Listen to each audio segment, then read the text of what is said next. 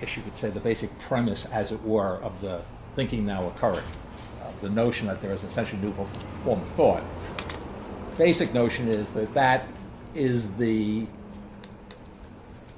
effect, the fact that there is an essentially new form of thinking at this point in history is understood to be, at this time, the effect of the incarnation. Yeah, But at the same time, another way in which I characterize it, at the end of the previous reading, for which you had a good reason to be absent, I mentioned that the last page or so of one or two sessions back, although I don't think I used the term on the page, in effect was positioning the thinking now occurring as in the context of the resurrection, where the understanding would be that the thinking now occurring is, as it were, so essentially new that in some important sense, qua thinking, it is the beginning of the resurrection.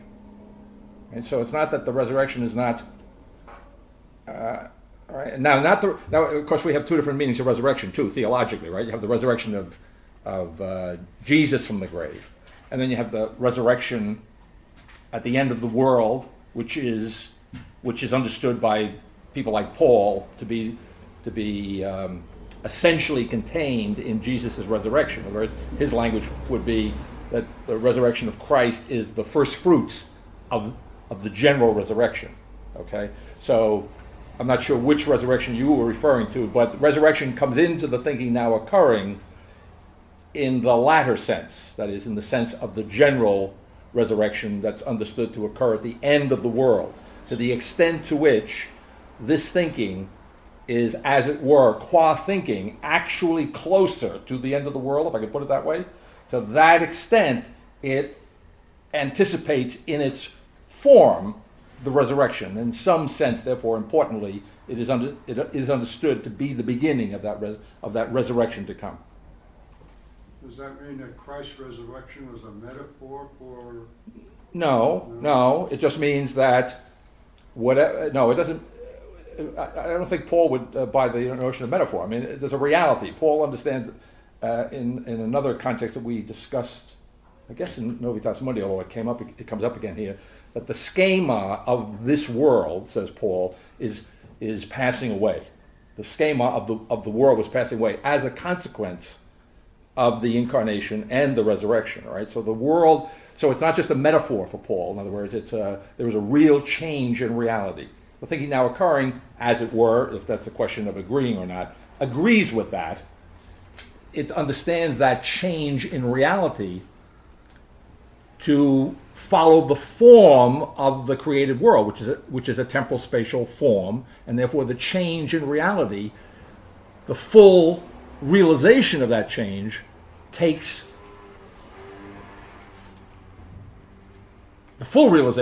time, and as it were, space, and the latest form of the effect of the incarnation and the resurrection in the personal sense of Christ is the thinking now occurring. That's the basic framework. Does that help any? It helps, but is this the first time that this sort of thinking occurred? It seems to me that in ancient Egypt they thought somewhere along those lines. Well, I've had this discussion with my Buddhist friends in here. There are always going to be analogies. I mean, nothing is so without a historical context that you're not going to be able to find similar thoughts, right, here and there, no doubt. And so then I would say, but what's important here is that there's something new here, something different that isn't contained in those analogous thoughts in history, and that's what is trying to be focused on here. What's new exactly? Right. It's not that there is, and this comes up.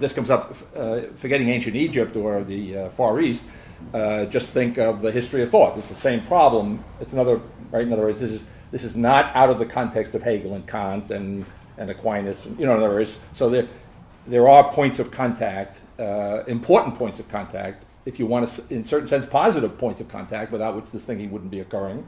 And yet, it's not simply a repetition of past or other forms of thought.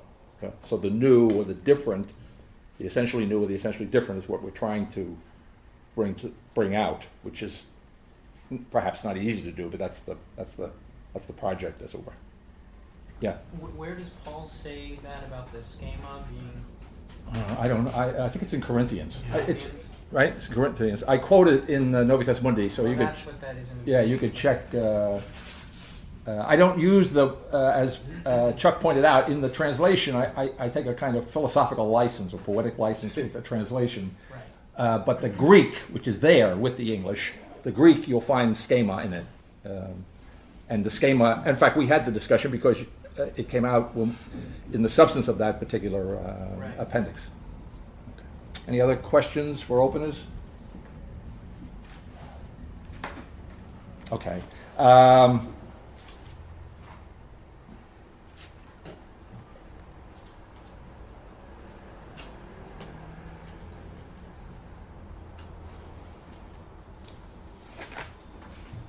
It's always risky to do, but let's back up just a little bit before we tackle this chapter into the last few pages of the previous chapter 1 of this section, and on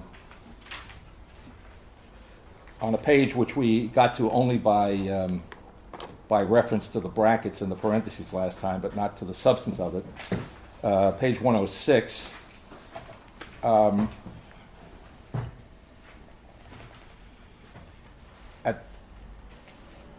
At the middle of the page, after the close of that parenthesis there in the middle of the page, the intimacy of the constituent elements of the body itself is absolutely inestimable. The body itself being consciousness, the measure of all things, the intimacy of existence itself, thought itself, is the absolutely immeasurable measure. Between existence and thought is the minimum itself, knowledge itself, the transcendence of knowledge itself, not yet. Although the absolute intimacy of the immediate and thought itself is absolutely inestimable, it is not yet the absolute inestimability itself absolute. Here the essentiality of essence is essentially transcended in the form of the proclamation of the body itself. Here in the form of foundation itself, here in the form of the minimum itself, here in the form of the immeasurable measure of the intimate's absolute. Let me pause there. The body itself being consciousness, the measure of all things, between skipping a phrase or two, between existence and thought is the minimum itself, knowledge itself. The transcendence of knowledge itself, not yet, is a reference which I feel compelled to put in there, and it recurs in its own form in today's reading, and you'll find it in certain portions of the appendices to Novitas Mundi, this question of the not yet.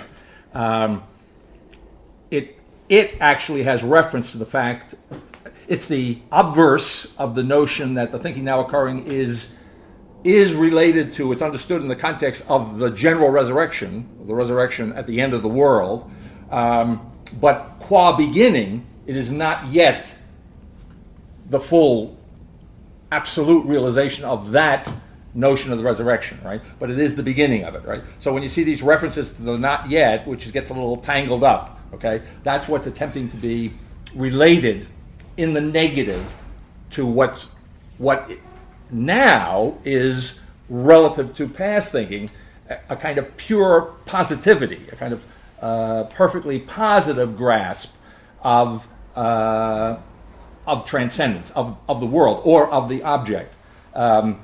So it's that kind of complication that creates the complication of the language. But on the positive side, that is thinking about what is now new, essentially new in the form of thought. in the way that it has never been before. What that is expressed in the notion that the body itself is being consciousness, or being identically consciousness. And that goes back to the general thought that the way I keep phrasing it, although I don't always phrase it that way in the text, but in class I've been trying to encapsulate it in the notion that the identity of consciousness is, in this phenomenological sense, is transcendence itself. All right, it is the identity of consciousness is, I might want to say, the perceived object is the identity of the consciousness in which that perceived object is, and the other aspect of that, which again creates problems for us in terms of our I was going to say natural inclinations to think, but they may be only second natural because of the way we've been thinking for the last 5 or 1,500 years. The problem with so then I would say that insofar as the perceived object is the identity of consciousness, it is to say that if, contrary to fact, on the contrary to fact condition, you could separate consciousness from its identity, the perceived object, if you could do that, which you cannot do, right? But it's a kind of a thought experiment, then that consciousness would be nothing, right? But there is no, as we've said now recently, we've been saying it a couple of times, there's no nothing that has a status, as it were, of its own, or has any standing, but that it is consciousness.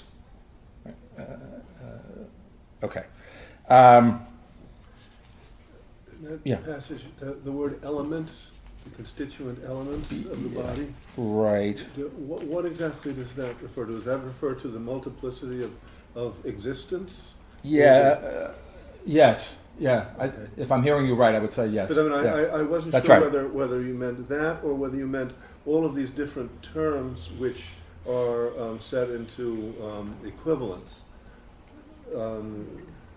You have many different terms. Right. Yes. Yeah, no, the former. The former. I mean, I'm not sure it excludes the latter possibility, yeah. but the primary meaning here would be the former. Okay. How would you phrase it? The multiplicity of existence. Yeah.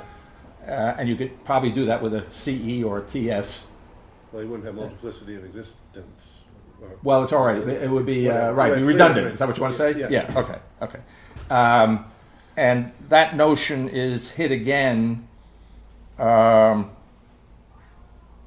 Let's see. If we go back down to the bottom of 106, here is knowledge itself, neither the knowledge at a distance of the arbitrium of the will to power, the absolute drawing near of power constituting the abyss, nor the possibility of knowledge at a distance. All right, so the difference, what's being contrasted there, neither knowledge at a distance, nor the possibility of knowledge at a distance, right? The transcendence of the arbitrium, the will to thinking, the absolute drawing near of thought constituting the abyss of existence itself. By the will to thinking here, it gets a little hairy, but I would say in the first instance, it's the notion. It's very difficult to parse this, and in fact, the chapter on Altizer is going to actually attempt to, and I think, again, not without difficulty, succeed in parsing this. But there is a kind of continuity in the will to thinking, as the thinking now occurring understands it, between Heidegger and Altizer, although in a certain sense, as I'm thinking now, perhaps the will to thinking is more clearly there in Heidegger than it is in Altizer, who I think advances Heidegger in the direction. That's why he deepens the abysmal nature of Heidegger's thought, and perhaps in deepening it, the will to thinking becomes a kind of sheer willfulness in Altizer's Death of God theology, in which the will to thinking is at best implicit. Right? I mean, that's my sense of it. But in any event, at this point. The absolute drawing near of thought constituting the abyss of existence itself, the absolute speculation, which again would be in the context of what I've described earlier, think of Heidegger, nor indeed the actual knowledge at a distance of the absolute arbitrium, the negative will to the body itself. Now I'm talking about Altizer, right? So parse arbitrium a little. Will, I mean literally, and the notion would be that, I guess the I don't know if it's an unspoken notion or not, but the implicit notion would be that I usually talk about what I understand to be the self-restrictedness of modern consciousness in terms precisely there. I usually do it redundantly. In other words, you have to understand literally that modern self-consciousness is self-restricted. Right? In other words, okay, that's okay. But another way of getting at that, which is understood here, is that self-restrictedness is its beginning and ending in will. Right? In other words, that willfulness is somehow at the root of absolute self-consciousness, or you might say at the root of absolute self-consciousness is a kind of absolute an absolute will or an absolute willfulness. Its most modest form, because Descartes was not doing himself an absolute self-consciousness in the sense in which I'm using the term. In the sense in which I'm using the term, I assume you can hear that I'm referring basically to Hegel, right, who absolutizes self-consciousness in a very literal sense, an unqualified sense. But in Descartes, there's a kind of absolute self-consciousness, or if you can think of such a thing, right? In other words, if he withdraws from the world and he falls back on his own consciousness, he's established some kind of absoluteness there, which becomes cosmicized, as it were, through Kant and Hegel. Okay. And so when you look at Descartes, however, you see in a kind of very modest little kind of garden variety type beginning of modern thought, you'll notice that Descartes himself is very conscious of the fact that he undertakes his meditations out of as he says, a resolve. Right? He resolves to do the meditations in order to achieve the end that he has in mind, which is the betterment of mankind and so forth, or more technically speaking, as I refer to his goal in Faith and Philosophy, in order to do what Hegel understands Descartes was attempting to do quite well. He undertakes the meditations in order, in effect, to establish the substantiality of the world. Right? You say? But at this point, go back to the arbitrium. So at the root of modern consciousness is this Cartesian resolve, which is a kind of modest little form of the deep move in consciousness, which is rooted in the will. Now, on another apparently more benign level, again using Descartes he's kind of like the embodiment of benignity, is there such a word? Benignness.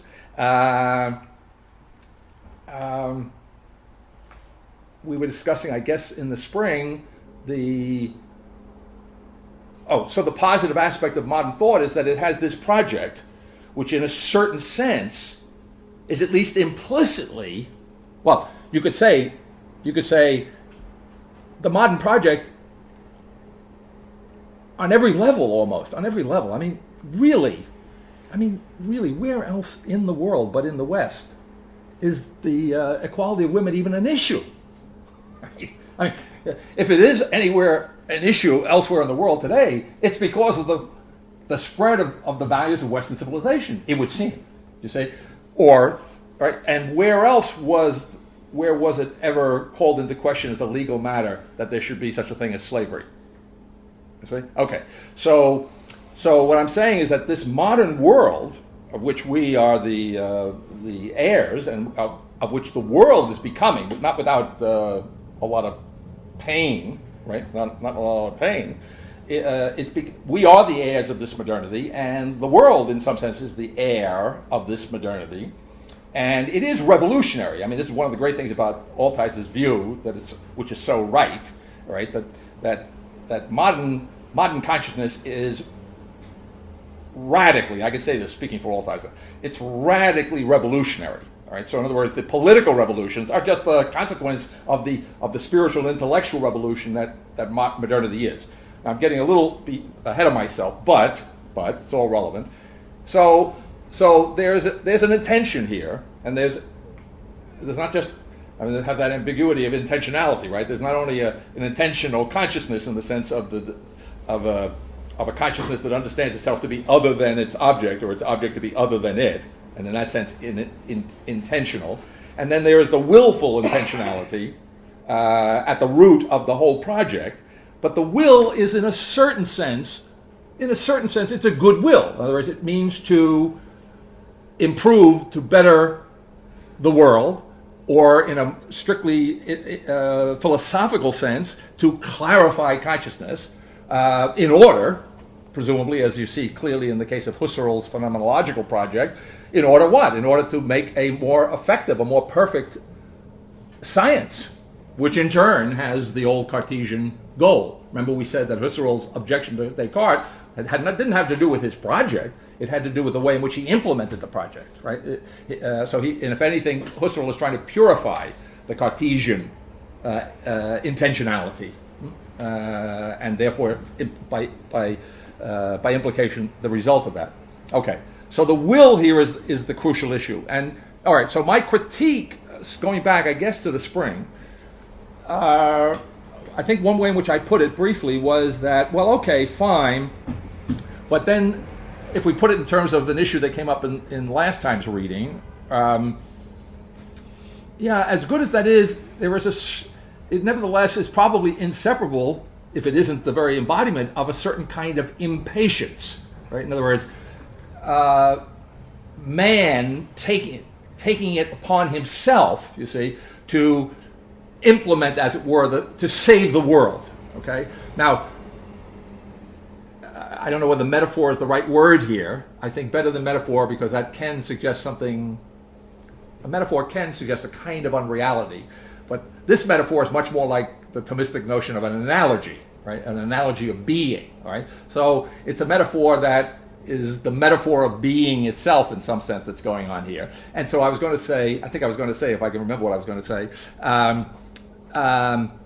that the good intention of modernity is to say, this was to be the metaphor or the analogy, which is not simply a literary device. Okay, in other words, there is an analogy in modern thought with what we would understand to be the purely theological, scriptural, biblical notion that the Word becomes flesh in order to save mankind, right? So, as I was saying to you in response to your use of the word metaphor before, in the normal, every pedestrian sense of the word, this is not a metaphor for Paul. He means, as I was saying, that, there's a real change here, right? The world is really changed by this event, and it will be changed in the future. It has already been, in my language, essentially changed, is what Paul could be saying. He speaks of the new creation as now, not something in the future. So, depending on how we're using the terms, the metaphor of being, an analogy of being, has to do with a real change in being, right? In the reality of the world. And so, to try and close this circle, so modernity then is understood in the context of the thinking now occurring as attempting, in a real analogy, if I can put it that way, to save the world. In other words, it's not I guess what I'm trying to say by emphasizing the analogy of being here in a kind of strange context to put it in, is that it's not a simple mistake of modernity to apply to the natural world the theological notion of saving the world. So, in other words, that is not a simple mistake. In fact, maybe as far as that goes, it's not a mistake. Okay. So if there's a mistake, which I use the word mistake about Descartes, whom that was such a gentle word. I like something I like about Descartes. I don't know what it is. And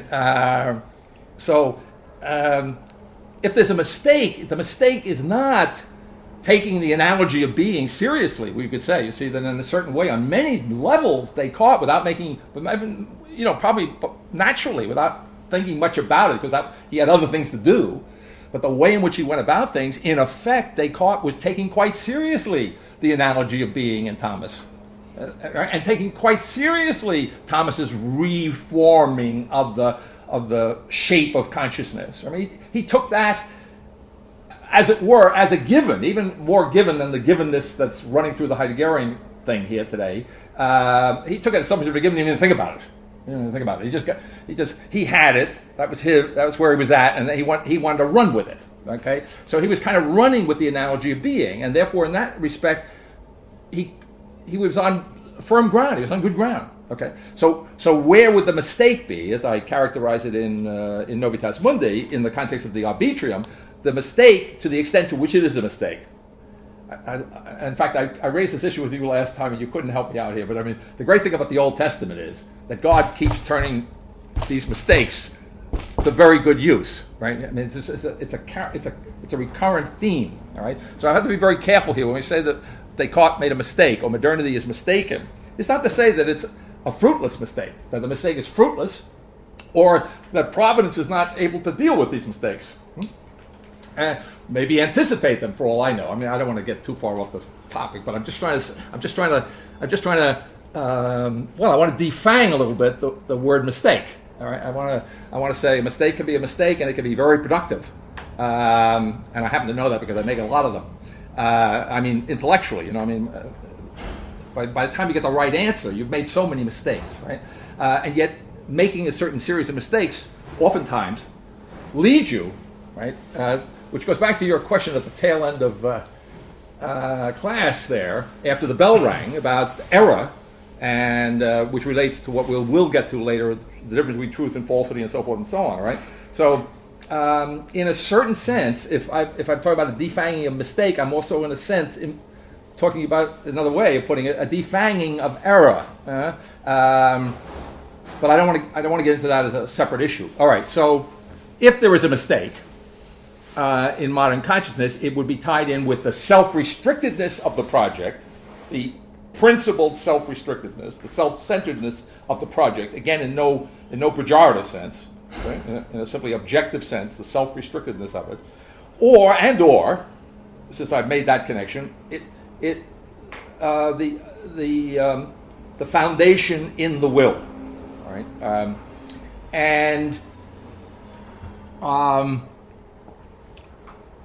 So you might say, and you should say, or I'm saying to myself, well, okay, let's assume that for the sake of argument.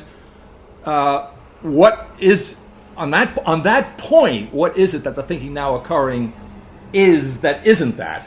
Right? Where do I locate the alternative, as it were, to that willfulness in the thinking now occurring? And it comes in this notion of receptivity, of the productive receptivity. Okay, so it's that kind of a difference. So that's a long answer to your question, but I think it kind of positions it. But doesn't the arbitrium have the sense of judgment or authority? Well, it can. I guess. I was just trying to get why you bring in that word. Well, I guess. Works. All right. How it works. Yeah. If you ask the question that way, I think probably I'm trying to play off. I don't know whether authority, maybe authority, but the notion in English, a derivative in English of the arbitrary. Oh, I see. Okay, and okay, that's good. That's great. See, and so what's wrong with the arbitrary? Yeah. All right. Well, intellectually speaking, what's wrong with the arbitrary is that if you act arbitrarily intellectually, then you have, as it were, no reason. You have no intelligible basis for what you're doing. All right. So another way of talking about the self-restrictedness of modern consciousness, or the willfulness of it, and to put it in less apparently moralistic terms, from a purely technical point of view, the problem is it's not, and that's the whole point. It was attempting to clarify consciousness, clarify the understanding of the world, and the self-restrictedness, the willfulness, the arbitrariness of the venture, right, was radical. So that, in other words, what is being said here is that only in the thinking now occurring do we actually able to achieve the goal of an absolute clarification of thought. Now, for the first time in history, the price, as it were, that one pays for an absolute clarification, for the elimination of all in principle, arbitrary elements in consciousness, to say, is, if it's a price to be paid, the productive receptivity instead of where otherwise there would be that willfulness. So now I'm thinking, and it comes up, did you notice the word blank appears in today's text? It's just amazing. It's like we're anticipating ourselves all the time, right? Okay. So, and then I was thinking ahead. I didn't look. I didn't want to cheat. Actually, I wanted to cheat, but I forgot to do it.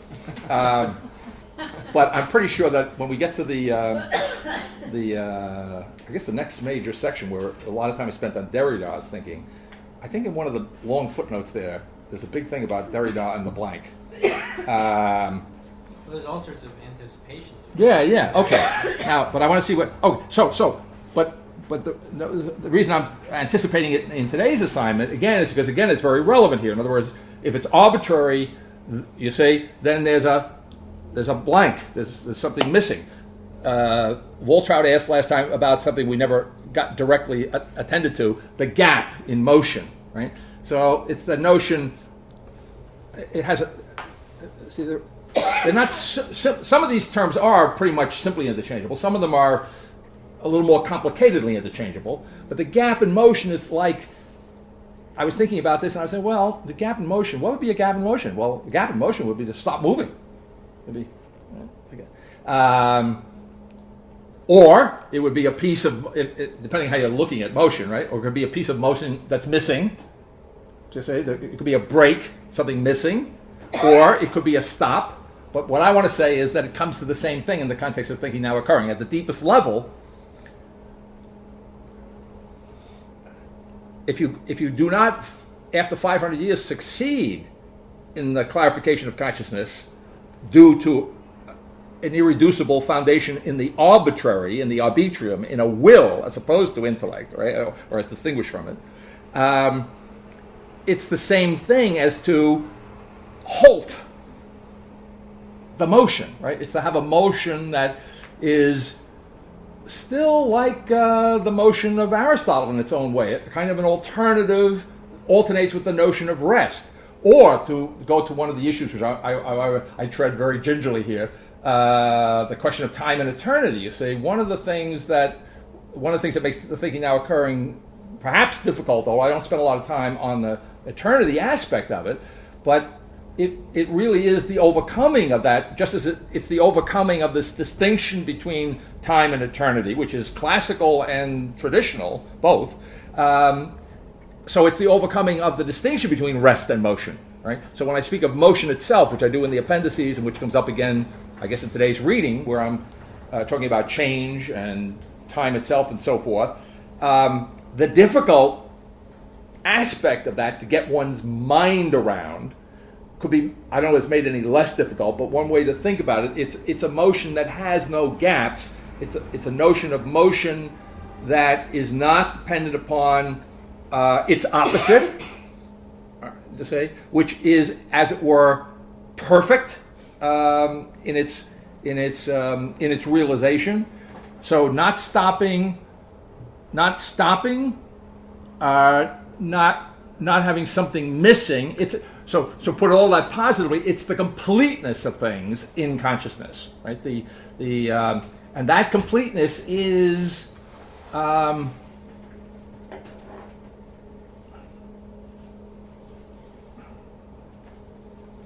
It's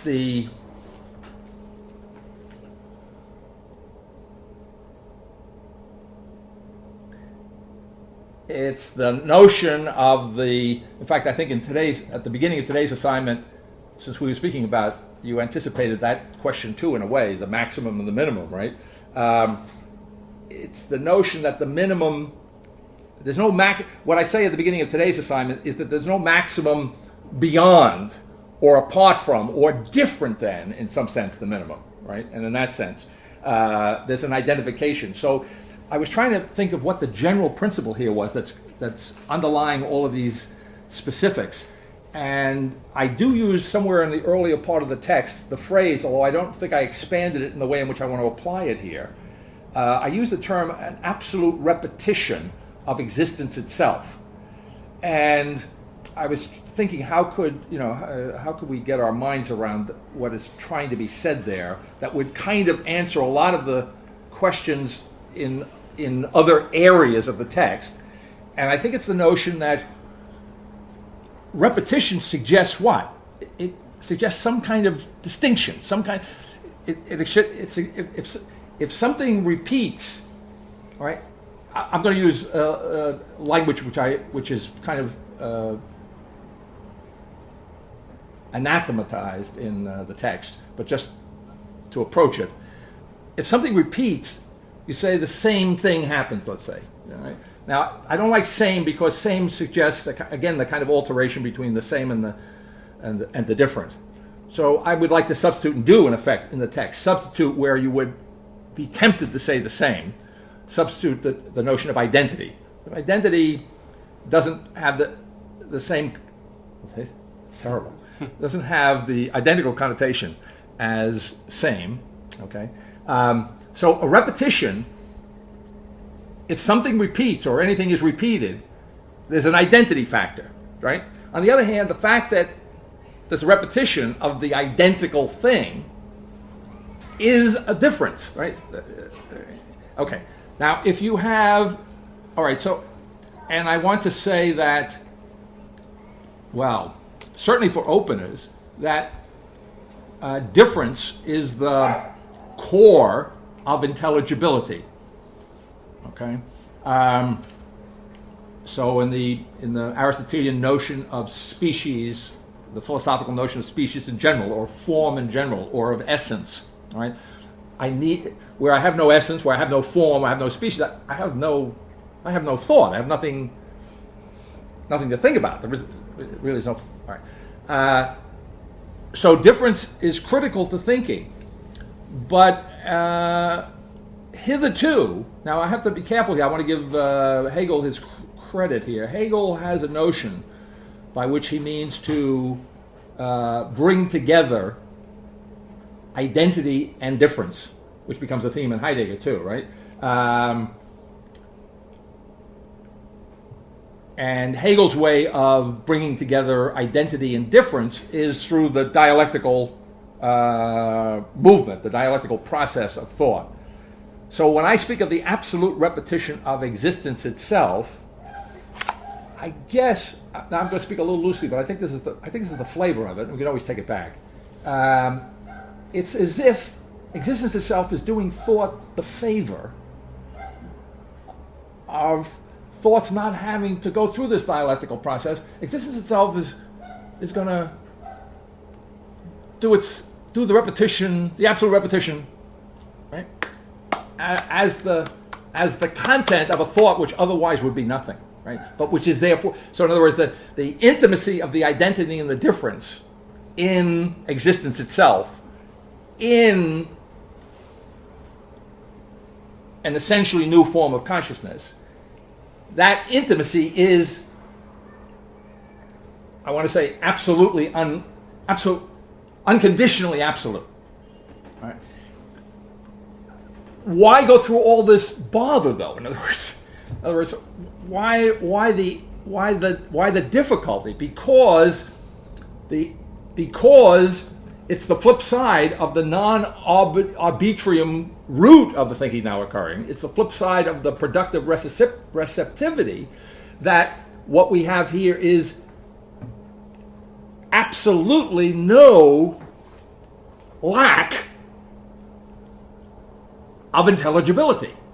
And therefore we cannot have such an immediacy of the identity of consciousness that immediacy would be unmediated. Right? But I'm going to just speak a little loosely, but it needs be mediated not by thought, right? Distinguishing itself from its object in what is ultimately understood to be an arbitrary manner. Where do you get off distinguishing yourself from your object? Huh? Where's the warrant for that? Okay. So in other words, there needs to be an intelligibility. There needs to be a mediation. Yes, Do you see? In fact, I think I speak in today's assignment someplace of the absolute mediation of the immediate. So, right? But what's important to understand, the difference from self-consciousness would be that this is the absolute repetition of existence itself, right? Which is, as it were, I have to be careful here, it's its gift, which I've said, it's its gift to thought. Now, the reason I have to be careful is that gift and given are the same root, but it has a very different meaning, right? In other words, it's the given in the Heideggerian context, I would say, and the given in general is precisely the inexplicable. It's the given. It's that which we don't think. Do you see? So the giftedness of existence itself, maybe the essential giftedness of existence itself, as the identity of consciousness, is not in that other sense of the word. It's not a given. It's not a given. All right. That is, it's something that, and here it's a transparency, if I can, for want of a better term, or in fact, I think you defined clear as transparent. Did you not last term? Yeah. But it also has, clarity has a notion of clarity of nothing, no mystery, nothing that isn't perfectly intelligible, right? Nothing in between. Yeah, nothing in between. Also has the notion of light, right? But a kind of a pure light, an illumination, you see, which has, as it were, no darkness in it, right? Which is quite brilliant. Right? I love the English. They say brilliant, but we say great, or we used to say great. But that's a great turn of phrase. I like that, brilliant. Okay. Okay. I'm going to wait. I want to bring in Wittgenstein because it's relevant to what I'm trying to say now, but I want to do it in the context of the text later on. Yeah. That was so helpful what you just did, and there are parts of it I think I understood. Can I just go back Sure. a little bit? Sure. So repetition, and the notion of repetition is suggesting that moment after moment, or in the now, existence is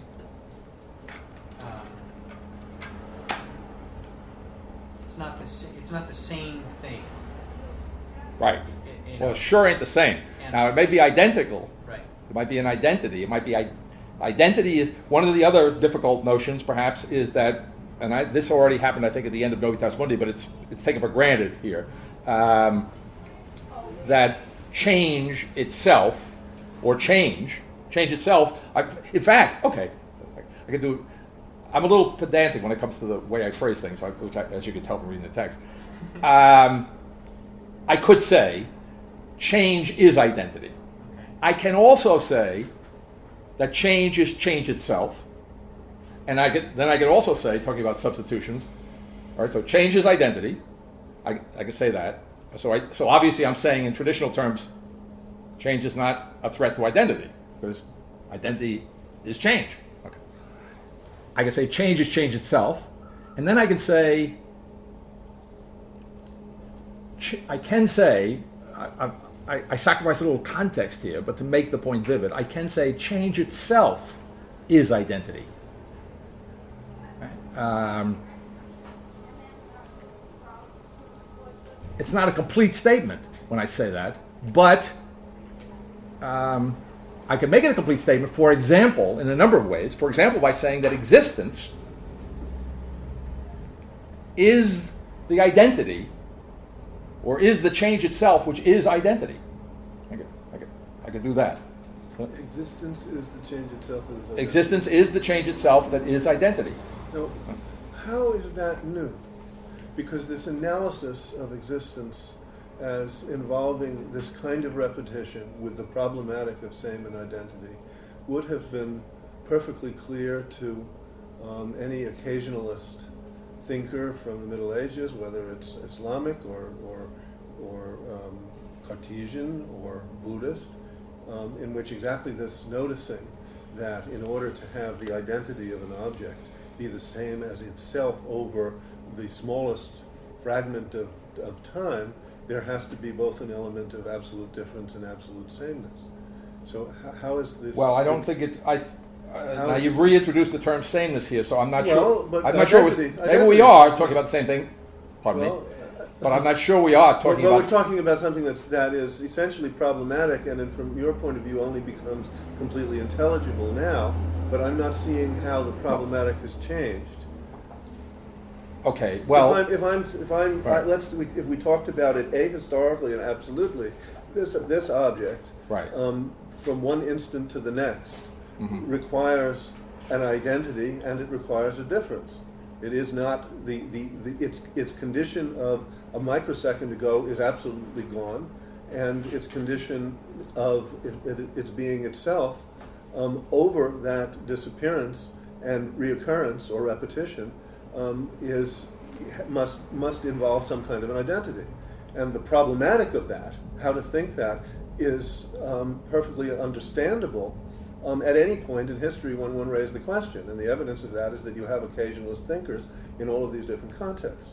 So I'm not seeing what is being asserted about what's new in this. Okay. That the identity is intelligible, that existence is change itself in that sense. How is this something that's Well, I have two thoughts. Yeah. One is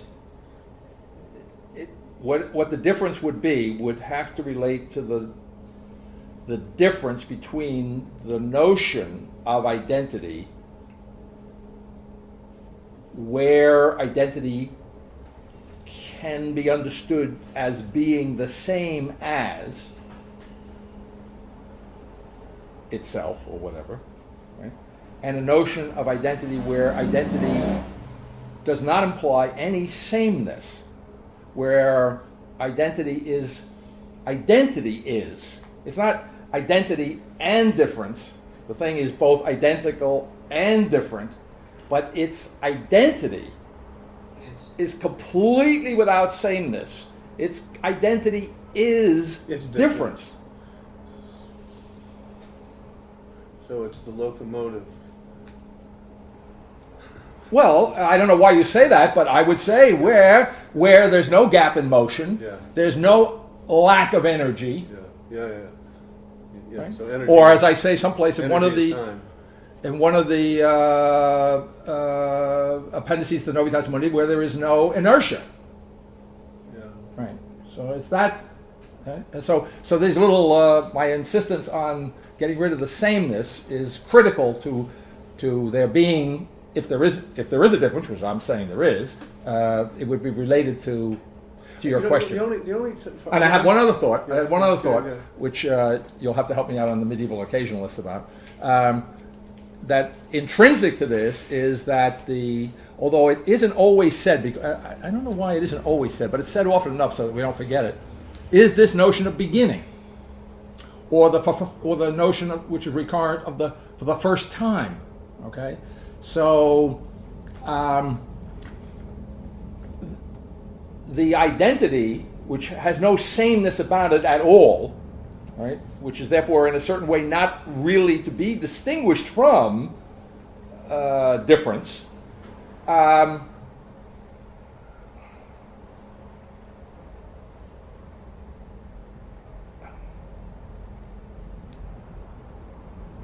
is for the first time, I want to say always, right, or it's understood that intrinsic to that identity, which has no sameness, is the notion of being for the first time, or maybe another way of putting it, the notion of creation, because that's the term creation in the text. Often, if not most often, could be translated, as it were, if you want to do it in substitutional terms, existing for the first time, or existence for the first time. But see, are you saying this is the way it is for the first time, or that in the thinking now occurring, we can talk about it and think about it this way, that this is a new twist on a problem that in fact existed all along, but this problem about impermanence, radical impermanence, the transitory nature of the immediacy, that problem that it's the same problem. Which no. But here's the point. You're always trying to trick me. No, you're trying to trick me. I'm trying. Let's not try to trick each other and see if we can actually. No. Go on. Yeah. That again, the whole history of Buddhism is filled with this insistence that there is something more impermanent than the way in which something comes into being, hangs around for a while, and then no longer is itself as it decays. That the principle of impermanence is more profound than that, and that even when nothing changes, it's impermanent. The impermanence is there right through what seems to sustain itself over a temporal so-called interval. So there's one. I'm just saying that this is one way of talking about a problematic. You have another version of it that comes up in Descartes. I can't give you too much of a parsing of Averroes and the relationship to it, but I know that it exists there too. So all I'm saying is that are we talking about a resolution of this question in a new way of thinking, but that the question has always been there, or are we saying that somehow the way in which the new way of thinking resolves it represents an absolute change in the condition itself, which seems to be what you're saying. The latter. You got it. I'm just saying I don't. How? Why? Because everything that you said about the problematic seems to have been there all along. Well, I would say, again, it really goes back to Bill's question and questions that you and Adam, at least at one time, were asking. In other words, I would say that what you are pointing at is possibly, I'm not saying you're saying it is, but you're asking, is this a new answer to an old question? Yeah. Is it I know you're saying no, but I'm saying I don't see how. Okay. Yeah. All right. I'm trying to get to it, but I just want to frame it. So if the question is right, so I'm saying it's kind of analogous to even non-problematic areas of thought. I mean, right? So I would say there are analogies in the history of thought to things that are being said here about the nature of thought today, and analogies, therefore, more specifically to certain problems in the history of thought.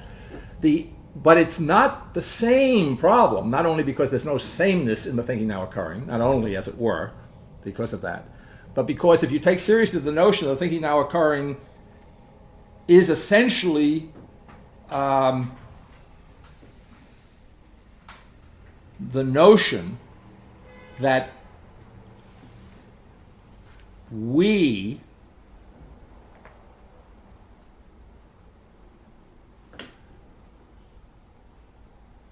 for the first time are actually creating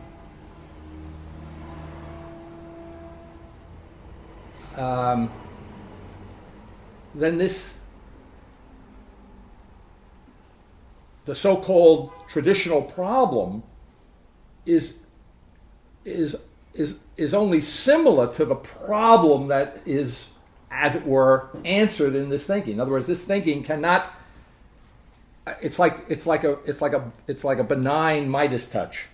It can't pick up the problem of the occasionalist without turning it into gold, right? Without transforming the terms of the problem. The solution, this might help.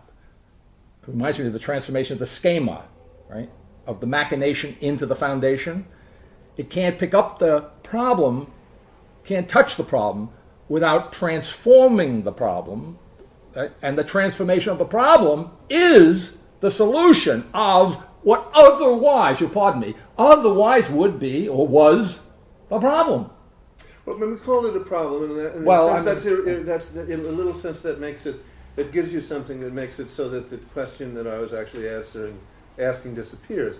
Because now I'm remembering what the occasionalist issue is. Say the occasionalist issue in Islam is literally that Allah creates existence instant by instant. Okay. The problem in Buddhism is that the question of impermanence is turned away from it being simply the condition of pain and suffering by an absolute presence in it and an abandoning of the desire to hold on to that which is falling away. So in those two instances, the problems have solutions which are also analogously, you would say, related to this question of creativity, because surely the profound Muslim who is taking this seriously is referring to it as something happening internal to their own experience, that they're experiencing that the creation of the world is something that's happening through their own immediacy. And certainly the Buddhist is experiencing that, although it doesn't have the subjectivity of a God that's doing it, the spontaneity of what happens when. So the analogies seem to come in at every point. Right. So at that point, I'm wondering, I'm still seeing what is the difference other than a slight tinking of the situation with tweaking. You mean tweaking, twinking, tinking? I say tinking like with a little right, hammer. Okay. Rather with a prejudiced I terminology. would say, how about a minimum twinking? Minimum tinking. Twinking. Maxwell's silver hammer. Oh, tinker. Okay. All right. But the tinking, the form of the tinking is the minimum. Okay. That's it. Yeah. And then that's okay. All right. Okay. The only other half of it was just the you were saying in terms of repetition, we went through that Right. identity and not sameness. And the intelligibility aspect of it seems to be part of the essence of the thinking out learning. And so the difference, because of things being differentiated, there is intelligibility. Because without differentiation, I got that Right. part. Okay. Without differentiation, there cannot be anything intelligible. Mm-hmm. But just maybe say a little more about why this aspect of knowledge or intelligibility or the logic and absolute logic is kind of a self-evident immediacy with the repetition of identity. Well, They seem to be at the same time. You know, they seem that's right. An evident, not a self-evident. I'm sorry. Okay. Well, when you say to say why that is the case, I had another thought. I don't know whether I had a thought when you were asking the question that I wanted to say, and I don't know whether it's the answer to your question because it might be.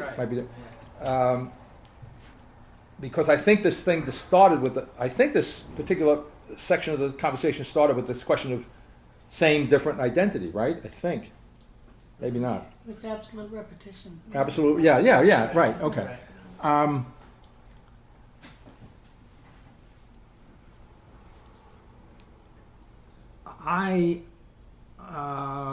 In fact, I used the term in this past chapter that we're trying to get out of.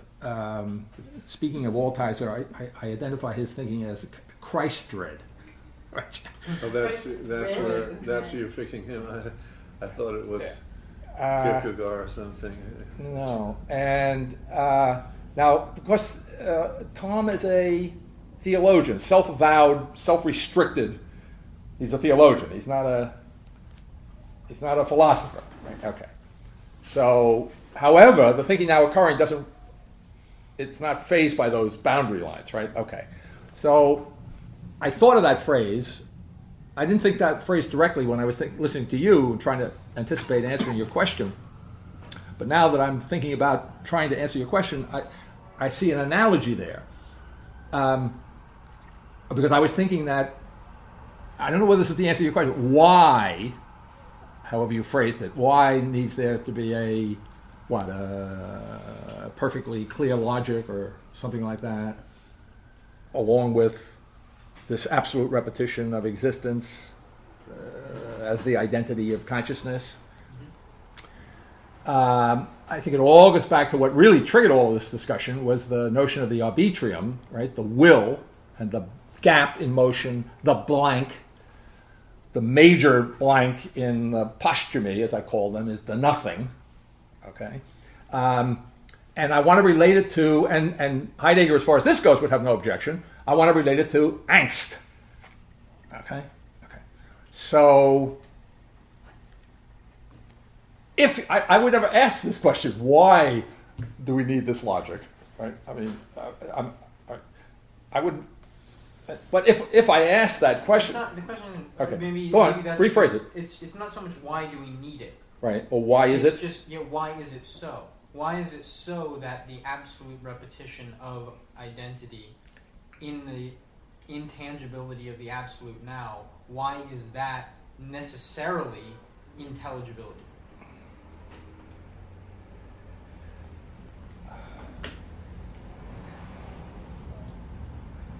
My first instinct is to say it's not necessarily intelligibility. It is, in fact, intelligibility. I mean, my first response. Where I was going, which may or may not muddy the water, is that the perfect clarity of an essentially new logic is that, were it contrary to fact not to be the condition, would be replaced by one form or another of the Kierkegaardian absurd, the transcendence to nothing in Heidegger, the what I characterize in a kind of unqualified way in Althuiser's case as a kind of a kind of perfectly abysmal form of the body. And what I was about to say was that why is there that resort in self-consciousness? What's the connection between self-consciousness and what I would now characterize as the resort to the will, or the resort to the... See, Peirce he's going in this direction. Peirce, fundamental to pragmatism, is, I think I've mentioned this to you before, but I want to just hit it now. I'm going to show you these things are all... Fundamental to his thinking and his critique of Descartes is that, says Peirce, there's nothing absolutely or completely inexplicable. And remember, I think I said that when Descartes tries to explain what he calls the wonderful, therefore miraculous, understand miraculous union of these two substances, body and soul, he has no idea, he has no notion, right? It's unintelligible to him, and so his out is, well, this is a miracle. God does it. God does it. And Peirce, it's a great irony of history. Peirce says no medieval scholastic would have ever said something like that. That's not science. God does it. Do you see? Okay. So in pragmatism, we're already in the direction of there's no absolutely inexplicable, right? But obviously, what does that mean to a pragmatist? That means, well, there are things that are somewhat inexplicable, right? Everything is merging in a perpetual merging. Okay. So no resort to the absurd, the Kierkegaardian absurd. No resort to the nothing in any of its forms, right? No resort even to but not absolutely inexplicable. No resort to the inexplicable. So that why? All right, so here's what I heard, and you may not have intended this. Why? So that we can get on with it. So that we can be fully invested in existence. So in other words, the question let me just finish I'm not sure I got it out the way I came out backwards. In other words, the will, the inexplicable, the blank is our CYA. It's our covering our rear ends. When we can't explain it completely, that's the mirror, just say, in which we hold ourselves in reserve. Okay. The self is the nothing. It is the blank. It is the right. And my intuitive sense is it is the same. In fact, I think it's more than intuitive. The self is the same. Selfness is sameness. If there's no self, there's no sameness. Which is not to say there's no person, and it's not to say there's no identity, right? And so I don't know. I think this is kind of, I don't know if it's a direct answer to your question, but I think it's a real answer to your question. The self that is created as a kind of compensation or filling of a gap. That is the gap. The gap is filled with the gap. That's what it's. And when you fill a gap with a gap, what do you get? You get an abyss. That's exactly what happens. That's exactly what happens. So for 400 years, they kept putting a gap in the gap, and then somebody woke up one day, my God, it's an abyss. There's no end to this.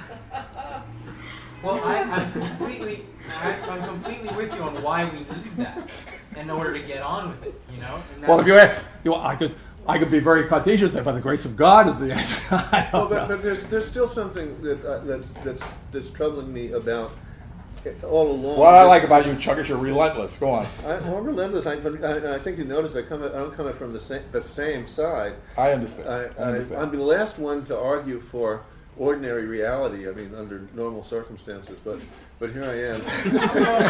In ordinary reality, the only reason he's doing this is because Jim couldn't make it. Right, that's right. He's filling the gap. Right. There seems something. I'm going to go all the way with the words here. Obsessive and overwrought about the demand for absolute intelligibility, and I would be perfectly good Wittgensteinian here at this point. That I was trying to hold on. Okay, yeah, go on. All right. That it doesn't seem that what we ordinarily need intelligence for is to be absolutely intelligible. We use intelligence in all kinds of different ways, and very rarely do we need absolute perspicacity, absolute intelligence. What we need usually is all kinds of different degrees of intelligence for different circumstances. And that the image of light, if that's going to be the light, the last thing I want in my life is it to be noon all the time. I like the evening and the dawn and even the midnight, as a matter of fact. So there are all kinds of different circumstances where intelligibility admits of many kinds of degrees. And so I'm a little nervous about this obsessiveness with the meridian.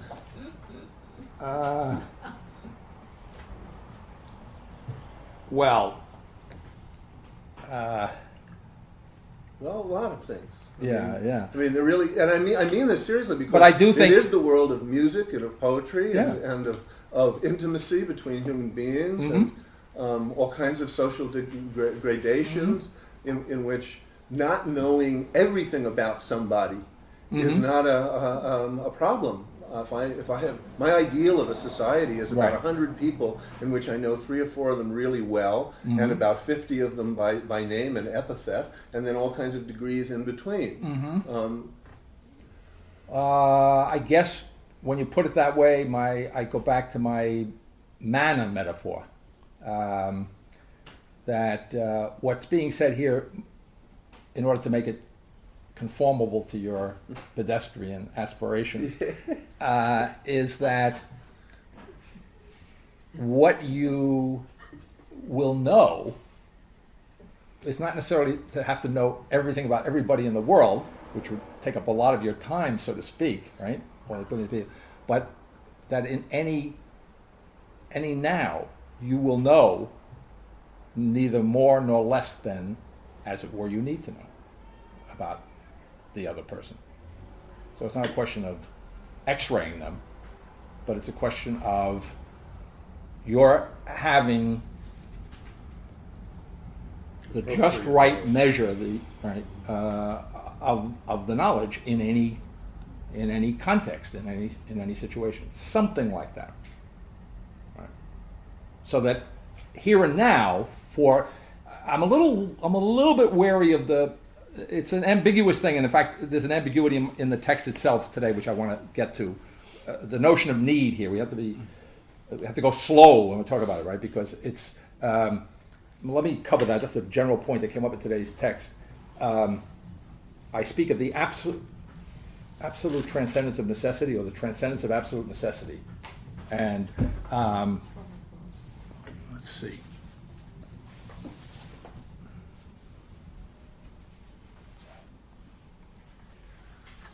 Yeah, on page 112. That'll get us into the chapter anyway. It's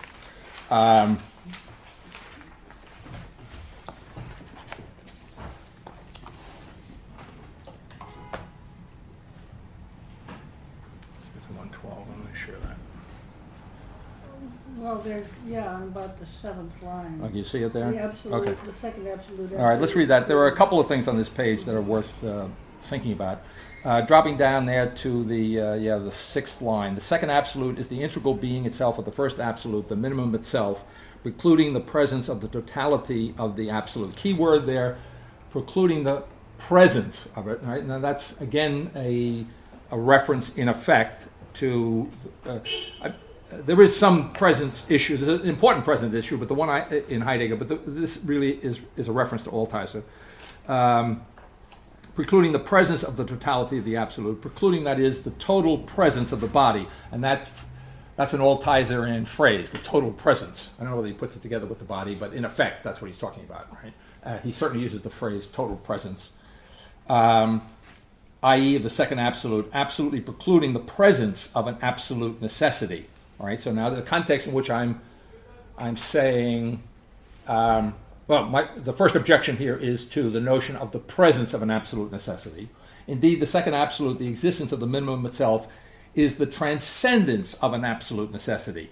All right. So if I just stop the film there, and again, in our usage in English, there's a kind of probably irreducible ambiguity in the way in which transcendence can be read in that phrase, in this context. We have the notion of transcendence of getting beyond or overcoming, and then we have what I call the phenomenological understanding of transcendence as that which is the object of consciousness, right? Where consciousness is the transcendental, and the transcendent to consciousness is that which consciousness intends. I don't think that those are mutually exclusive terms here.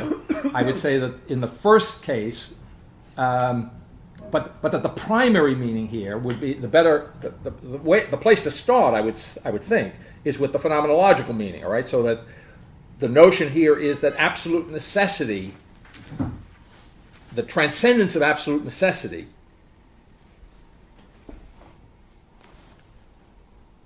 is I'm trying to phrase this strictly. It is the actual. It's the actual identity of thought, or I could say, which may seem like a big jump, but it isn't really.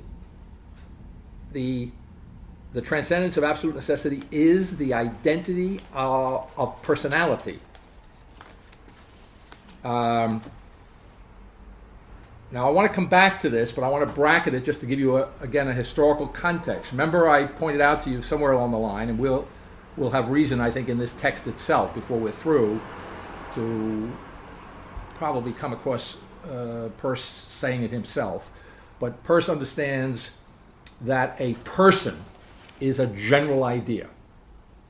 Okay, and then we talked about if you're going to be immortal, you have to be a true idea, and then you wind up on the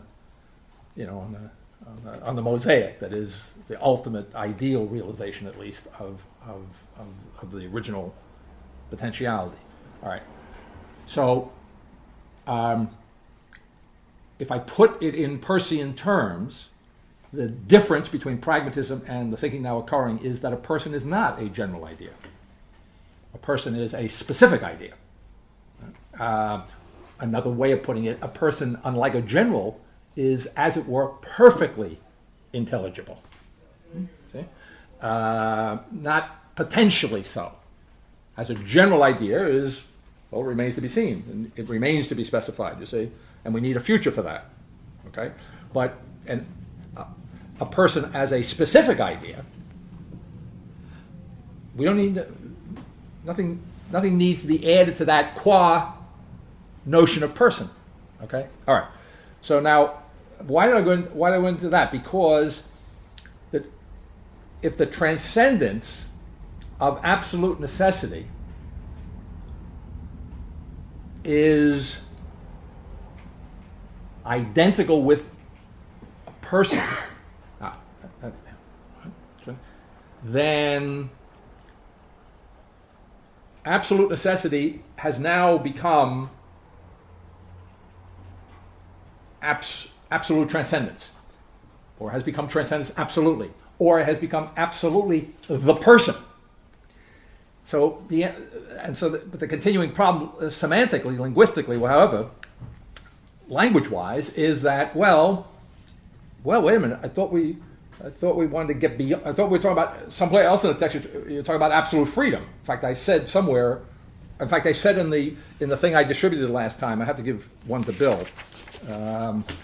This is on the forum, so you don't actually need it, but I gave them out anyway. Just a particular one of the things that I posted on the forum, I think it's on there somewhere, that I speak of the person as, in effect, absolutely free. Right? Right. So how can one reconcile those notions?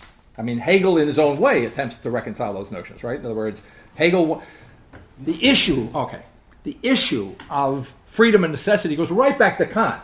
Right? I don't know whether it goes to Buddhism or not, but it goes right back to Kant in this particular train of the history of thought. And the world of freedom is the moral world of reason for Kant, and the world of necessity is the natural world which operates by necessary laws and has a perfect regularity, right? And Kant, remember, this is the whole problem of the most recent modern thought begins when Hegel looks at that and says, well, this guy, he almost had it, but I don't disagree with that distinction. I do disagree that it just hangs there, right? The noumenal and the phenomenal, the moral and the scientific, you see, the world of freedom and the world of necessity, and Hegel's whole project could be boiled down to the synthesis of freedom and necessity. In Hegel's, pause. And Peirce, who is as close as you can get to being a Hegelian and being an American. You can't be a Hegelian and be an American. But I know what I used to call American thought. Fuzzy Hegelianism. That's it. That gives you the right idea. All right. The Americans are fuzzy Hegelians. Right? This is why we are deeply idealistic pragmatists. Right? You see? Right? There is no pragmatism without a real respect for the idea and the ideal. And yet, it is an absolutism. Right? Okay. Or it absolutely refuses to be absolute. Right? That's what it is. That would be James's way of putting it. Okay, so in Peirce, in fuzzy Hegelianism, which is not a pejorative term, right? Because fuzzy in American thought is what reality is fuzzy. So this is a more real Hegelianism. You see, that's what Peirce is really saying. This is right. James says Hegel's a genius when it came to describing our actual experience of the world. Negativity is all over the place. There's no question about it. The idiot just wanted to make it an absolute system. You see? All right, so backtracking from that, fuzzy Hegelianism, you see, is an improvement on the genius of Hegel, right? In his attempt to describe intellectually the reality of the world. Okay? All right. So in fuzzy Hegelianism, in Peirce, there's also the question of the relationship between freedom and necessity. You see? In Peircean terms, between firstness and secondness. Right? Right? Between pure spontaneity, as it were, and absolute regularity. Or between in Kantian terms, in effect, between the moral and the natural realms. Okay. You wouldn't be surprised that Peirce is going to make a compromise there, where Hegel is going to ultimately identify the two. But there's another difference, which I bring out in Faith and Philosophy in chapter 7, where I'm trying to very precisely situate the thinking now occurring vis-a-vis what I consider to be, in the case of Hegel and Peirce, the two major penultimate and anti-penultimate moves here, right, that have, as it were, brought us to this point. There's not only the difference that Hegel wants everything to be one when the dust settles, whereas Peirce says everything is entitled, each of the moments is entitled to their own separateness. You can't really crunch it down. And that's why, by the way, we never actually arrive at the end, because to actually arrive at the end would be the end of spontaneity, right? One of the moments would have to be exhausted, and Peirce can't allow that. Right? Okay. But the other difference that I bring out in chapter 7 of Faith and Philosophy is that, and you can actually visualize this. I visualize it and draw little boxes, which I like to do. And it's the difference between which comes first. In Hegel, necessity is prior to freedom, right? So freedom, the freedom of the reality is the realization of its own necessity. And in pragmatism, one of the reasons we don't exhaust freedom is that freedom comes first. It can't be corralled by. It's not a given as it is, as it were, in Hegel. It's not fair to Hegel. It's not quite a given in Hegel, but it's certainly not a given. It's not accepted. It's challenged at its root in pragmatism. That no. So it all kind of. My thought here, my image in my mind is it all kind of comes together here, right? But where does it come together? It comes together in the concreteness of the person. And when I say it all comes together in the absolute now, I was also thinking, well, Peirce has got it all coming together, so to speak, in the indefinite future, right?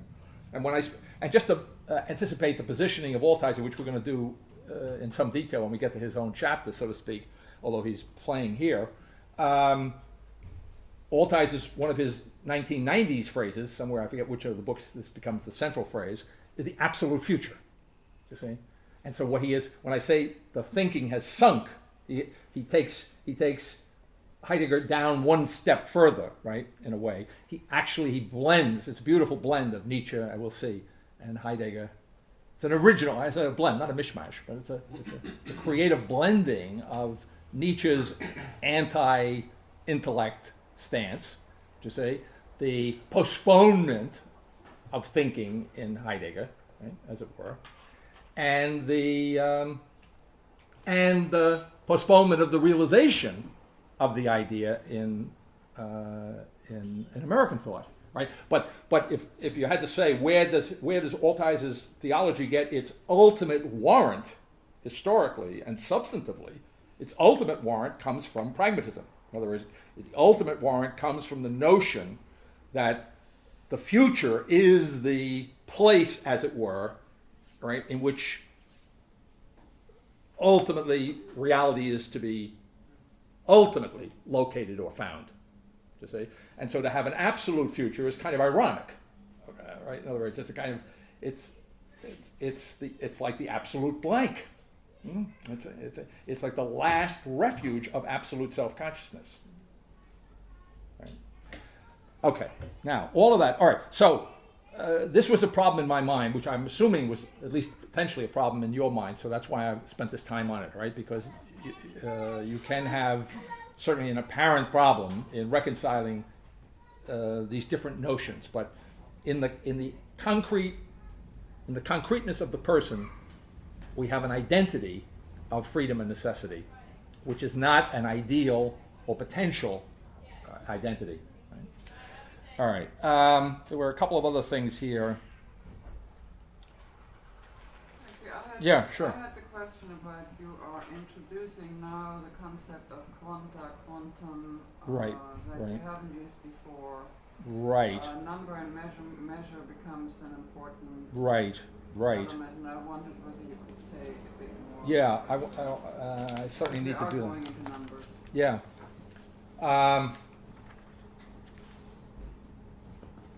You have to understand, although it's, I think more for your sake than for my own. I'm generally shy of a biographical approach to philosophy or to thinking, but I think it's a way of helping to orient, right? So I want to just point out, it may or may not be obvious, right, that while number begins to emerge here, the minimum cropped up at the end of a discussion of Marx all of a sudden. From where? I don't know where. So I write what I understand, but I don't. Right? But why it came then, I don't know. Okay, and then it gets developed, and now it's getting more critical, and it becomes central to the notion of the logical chapter, which we'll eventually get to. But we can kind of anticipate a little bit today. And likewise, number now is emerging, and it has to do with, I think, the general sense that would explain what's going on here is that if you take seriously, which the thinking now Curring is doing, I just finished on the person, the necessity and freedom and so forth and so on. I found myself using the word concreteness of person as the locus for this identification, which is otherwise remains in Hegel simply ideal, And in pers, if not simply, in a complicated way, irreducibly an ideal, right? In other words, that mosaic in the never to be actually arrived at distant future of pragmatism is a mosaic in which one way in which I said that it will never happen in pragmatism, because what it would mean to a pragmatist like Peirce, that firstness would be exhausted, right? But you have to understand, see, this is a two-edged sword. For firstness to be exhausted would be to say what? That freedom had perfectly realized itself in what at that point would be absolutely necessary. I mean, there'd be no challenge to ultimate reality. And in that sense, it would have all the resistance, that's his word, what is it? Resistance, that's his secondness, right? All that, he likes the image of coming to blows, right? And so, you see what I'm saying? So in other words, Peirce has the ideal of the identification of freedom and necessity. In this, I'm trying to remember his exact term. He doesn't speak of the infinitely distant future, but that's what he's talking about. He has another way of putting it. The long run. You understand, the long run keeps lengthening out in front of you as you're running through the long run. Okay. On another level, as it were, or looking at it from another vantage point, what's being emphasized in the thinking now occurring is the concrete reality of the world here and now. Okay? And in that sense, it is the work of a recovering idealist, right? In other words, in that sense, whatever the idea, it's more than the realization of the idea in the pragmatic sense. It's more than that. It's the goes back to the schema idea. It's not the notion of the realization here and now of the idea, or it's not. In other words, in bringing forward into the absolute now that identity of freedom and necessity, that's still schematic. You can't bring the schema into the actual concrete here and now. You see?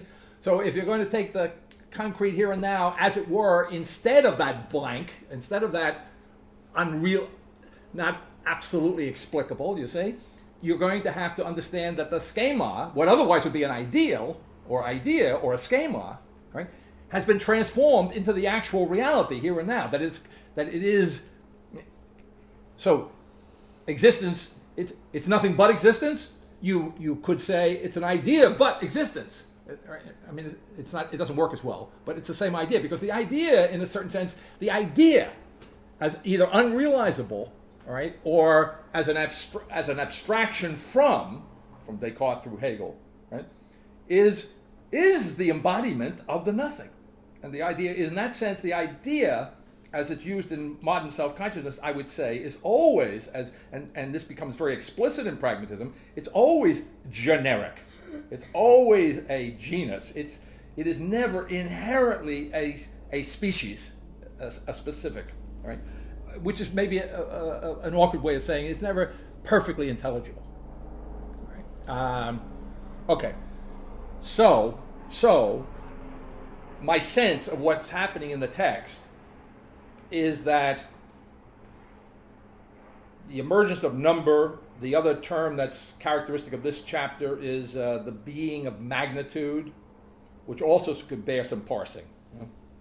Well, let me parse it in a minute. I'm trying to stick to your original question. That number, magnitude, quantification, I think I speak of the quantification here, a kind of, maybe even a quantification of the, I think I speak of a quantification of the ontological difference, in effect. Yeah? So that, which is to say that all of these traditional ideas, to go back to my Midas analogy, where gold is a good thing and not a bad thing, when the thinking now occurring touches these traditional things, it turns them to intellectual gold. Right? It transforms them. It transforms when it picks up the schema of the past, or any of the schemas of the past, it transforms them into the intelligibility of the here and now in some sense. Okay. So number and quantity and quantification, therefore, is now no longer a bogeyman. It was some sort of a bogeyman to Heidegger. It was a bogeyman to Hegel. Right. In other words, mathematics had a kind of and calculation and had a kind of inauthentic philosophic status in that tradition, which is really interesting. I mean, and also, by the way, very ironic and very two-edged, because what? It's this same philosophical scientific tradition which has in fact created this technological civilization. Right? So if you want to talk about being anxious about what you're doing, you see, of being somehow or other divided against yourself. Okay, so the thinking now occurring is very comfortable with techne, right? Because it doesn't see techne as an alternative to philosophy, right? But in a consciousness, the root of which was the justification for anxiety, well then, yeah, maybe you should be anxious. You know what I'm saying? In other words, it's all of a piece. So once you get rid of the willfulness, right? Once you get rid of the sameness as the notion of identity or personhood, right? Or once you get rid of self which is same, and the self-same as the notion of identity, then the distance, like all distance in the thinking now occurring, between, I want to say, speak vividly, the distance between the person and the machine it isn't. I was rereading Peirce because I wanted to find that place. I think I told you last time that Peirce says, I knew it was true, but I didn't know where he said it. I mean, I couldn't remember where he said it. That Peirce makes the point that syllogisms can have more than one conclusion. And by the way, this is also relevant. So I'm kind of generalizing here, but I think maybe the text justifies the generalization. In today's text, you get there's just one thorny problem after another. And one form of the thorny problem in today's text is I start talking about the synthetic judgment a priori, and then the analytic, and so forth and so on. Okay. Now, so let me just say a word about that because I'm trying to tie this together, and we'll come back to the specifics of the numbers. And it's interesting because it goes back, at least the issue as it's being referred to here goes back to Kant, and Kant's one way of understanding Kant's project, probably the way in which he understood it himself, in the Critique of Pure Reason, although I think there's a deeper thing going on there. But from a technical point of view, you could say that Kant wanted to solve the problem. He wanted to answer the question, how is it possible to have synthetic judgments a priori? A priori means, right, as opposed to a posteriori, a judgment that does not depend upon experience. A judgment a posteriori, or an empirical judgment, as opposed to a theoretical judgment in this technical sense, would be one that depends upon experience. But now, an analytic statement is a statement that contains within itself, how shall I put it? Everything that's true of it is implicit in the statement. You don't need to go beyond the statement or the proposition. You don't need to resort to experience to establish the truths that may follow from something that is purely analytically the case. But a synthetic proposition involves the notion, right, of some experience. Right? So Kant's problem was, it was quite clear to Kant that speaking of number, that in mathematics would be one easy place where Kant would say we have synthetic judgments, in other words, that pertain to experience, that are a priori.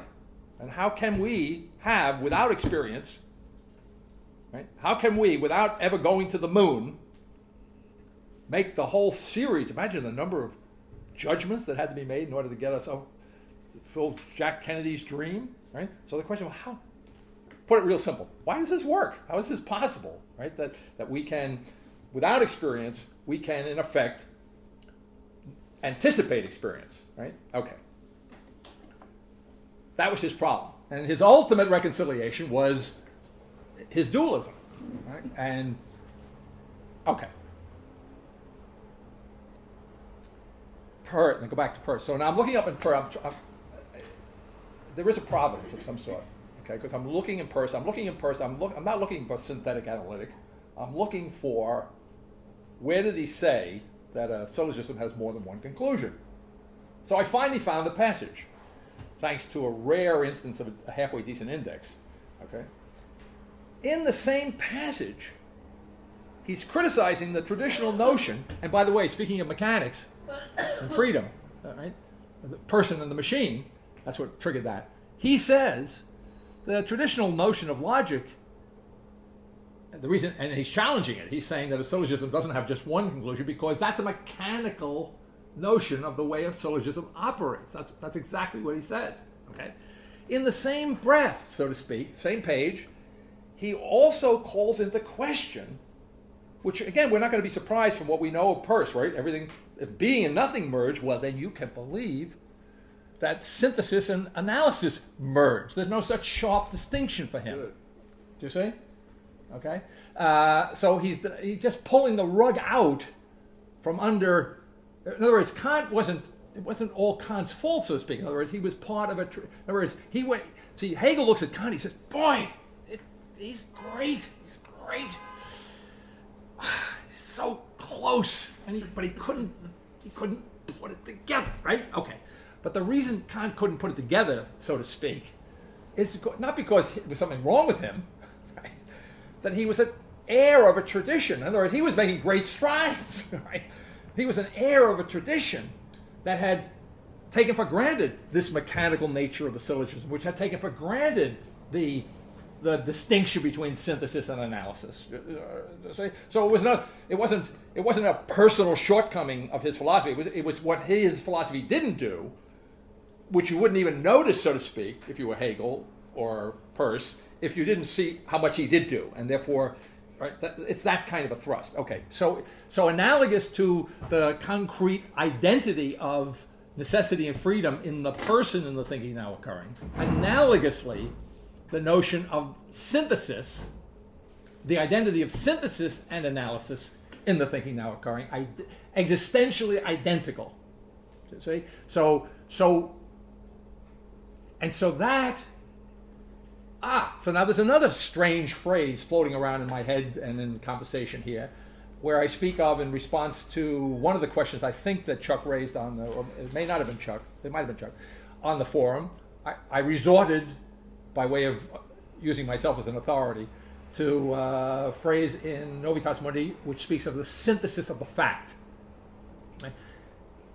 And I think in everyday language, well, wait a minute, hold it. I thought a fact was a fact. I mean, what do you mean the synthesis of the fact? I mean, see? You say? Now, if there's no surd, right, then a fact cannot be something unintelligible. Okay? And now, okay, and the synthesis of the fact, therefore, means that if if there's an identity of synthesis and analysis, then the synthesis of the fact cannot be an alternative to what? The analyzability, if I can, right? The analytic substance of the fact, that it is not a black box. The fact is not a black box. It has a structure, an intelligible structure. It has form. It has, with that identity is differentiation.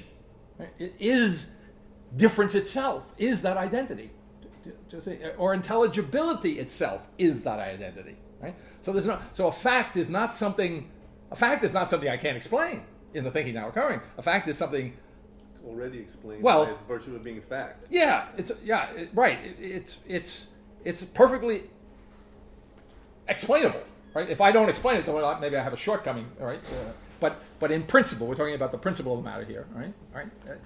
Now, what I want to say here, so now I anticipated Voltraud's question, I guess, in a way, because I'm thinking, well, how am I going to explain the being of magnitude? How am I going to explain that? Now, I'm going to do a little more biography here, just to help. It's like sugarcoating the pill, right? I'm looking around, rummaging around in my library, doing the Peirce search, and I'm looking. I got two different sets of Peirce: the Harvard edition and then the more recent one that's being currently put out. But the Harvard one is great because it's organized thematically, and it's not as exhaustive. In other words, it's not going to have the other one's going to have more stuff in it, but it's got all the key stuff. And I open up this volume of Peirce, and there's a napkin in it from the King Edward Hotel in Toronto. And I think I told you the first day we had class that I wrote a lot of Novitas Mundi and probably some foundation in hotel rooms when I was in business, out of necessity, out of the freedom of my own necessity. Right? And I opened up this napkin from the King Edward Hotel. It's a nice hotel, by the way. At least the last time I was there, which was about 10 or 15 years ago. But I recommend it if you go to Toronto. And on the napkin, I had copied out some quotation from Peirce. And in the margin of my own copying out a quotation from Peirce, where I think he was talking about the order of logic, or the logical order, something. I wrote in the margin, I don't know where I was at this point, it was probably after this, but I must have been thinking about this after the fact. I wrote in the margin, next to the logic of order, let's say, the being of magnitude. So I thought that was timely to find this napkin. Because, now think of what I just finished saying, goes back to this deep issue about the nature of identity is not sameness. That identity is difference itself. It's not identity and difference itself that have to be reconciled any longer. All right. Well, then the body, which is, the most, how shall I say, the most concrete fact of my being is my body. Right? I don't mean a dead body. I mean my Aristotelian body, the one that's talking and thinking and moving and breathing and so forth. That's right. That's the real fact of my being. You see? Well, it's the point being, of course, it's perfectly intelligible fact. In principle, as Augustine points out in the City of God. If only we had somebody delving into it, says Augustine in 400 AD, right? Okay. So if the fact is through and through an intelligibility, right, then the magnitude we're talking about here, right?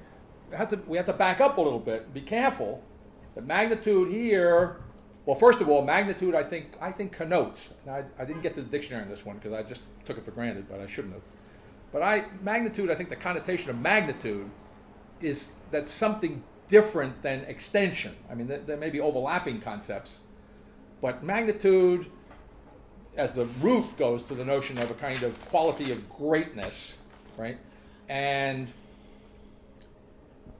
There's magnification in it. right. Isn't there in scholasticism a distinction between That's where I'm going. intensive That's where I'm going. magnitudes and extensive magnitudes? Yeah. And That's exactly where I'm going. Oh, okay. In scholasticism in general and in Thomas in particular.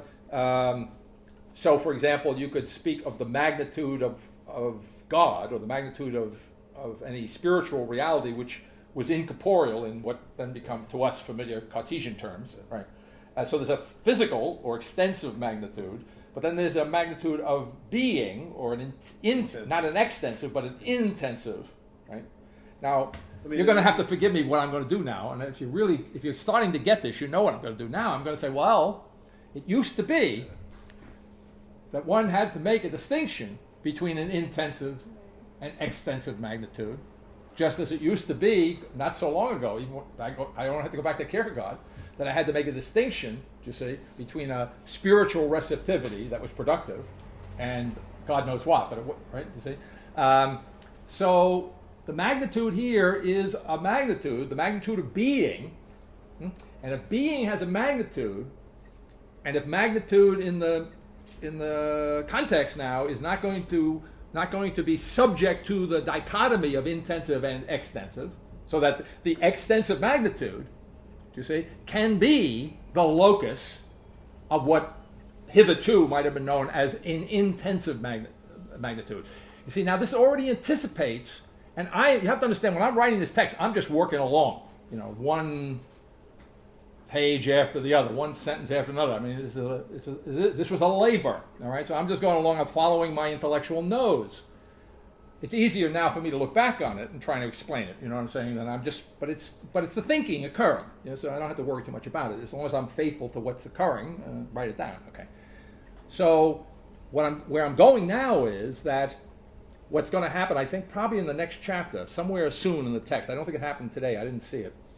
There's going to be, I mean, it may be a little bit, but it becomes a clear idea before we get to the logical chapter, that there is not only that number and magnitude in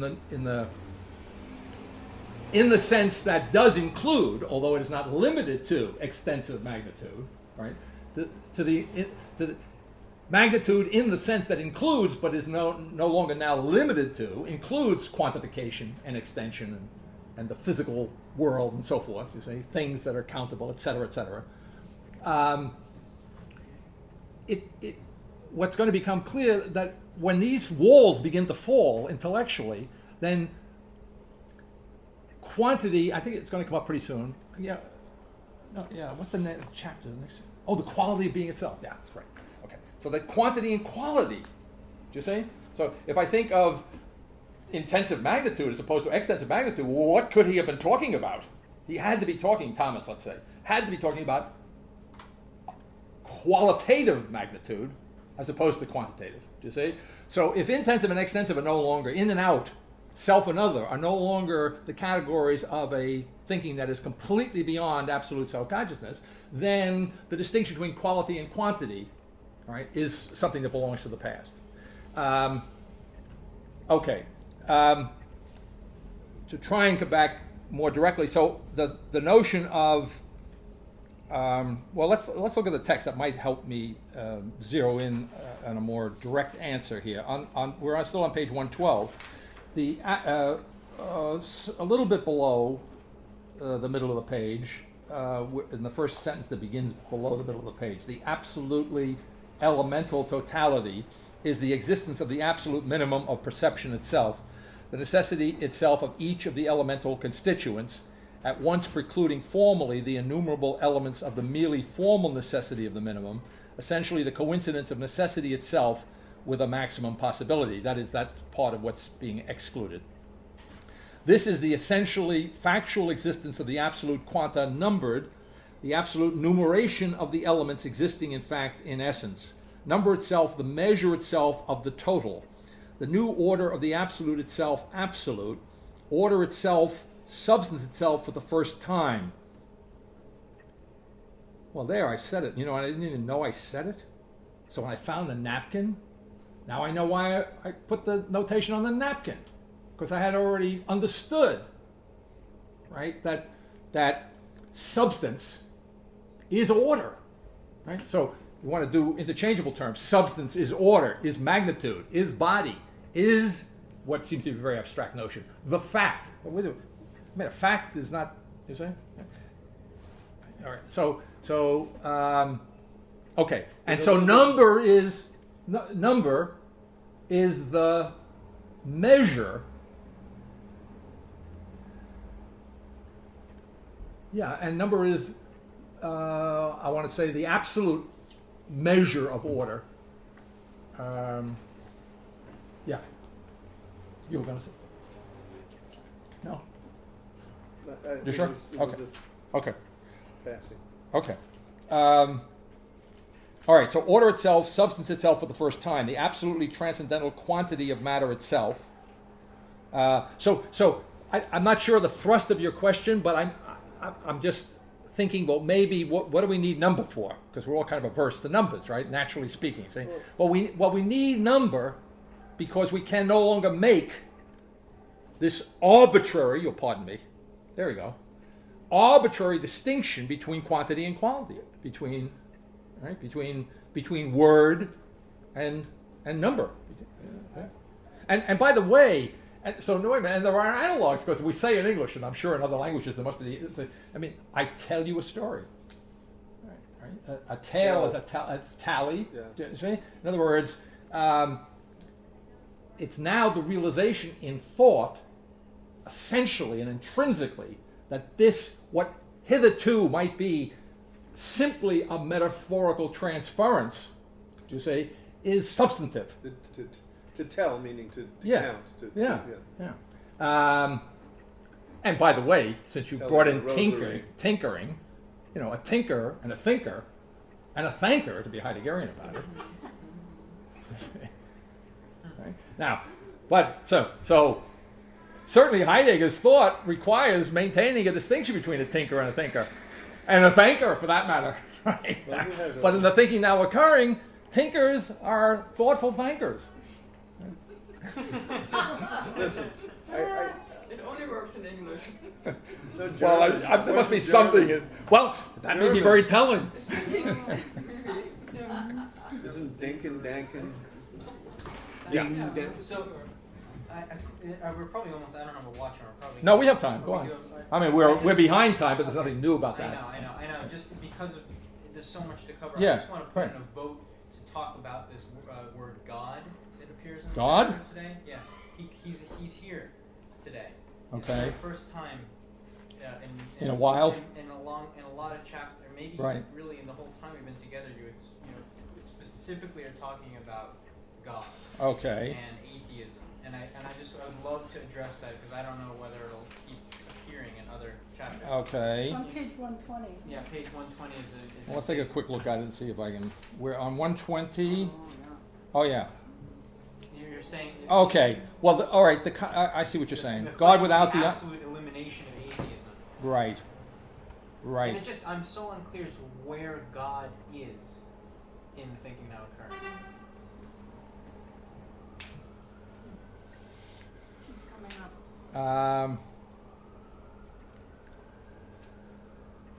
Where God is. God is the where, which I make use of later on in the text. God is the place in Hebrew. God is the place. He is the where. So you can't. Where's the where? Is that what you're asking me? Yes. It's redundant. Where's the where? And that's why and that's also why there's an absolute elimination of atheism. Because it's not a question. You can't ask where is Yeah, there's atheism. Atheism presupposes, I think, first locating God and then killing him, Right. or something like. I'm being a little facetious, but you know what I'm saying. In other words, yeah, you have to have something to. To not believe. Yes, yeah, you've got to.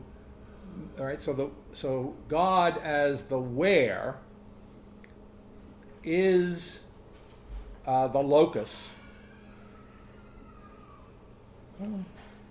God is the where is the locus of existence itself. Now it gets a little more complicated in today's text, which goes back to this notion of absolute repetition, because it also involves this question which I deal with of the relationship between the absolute first and the absolute second. And there again, the basic way to handle that paradoxical way of, right? I think I say that the absolute second is the existence of the absolute first. Right.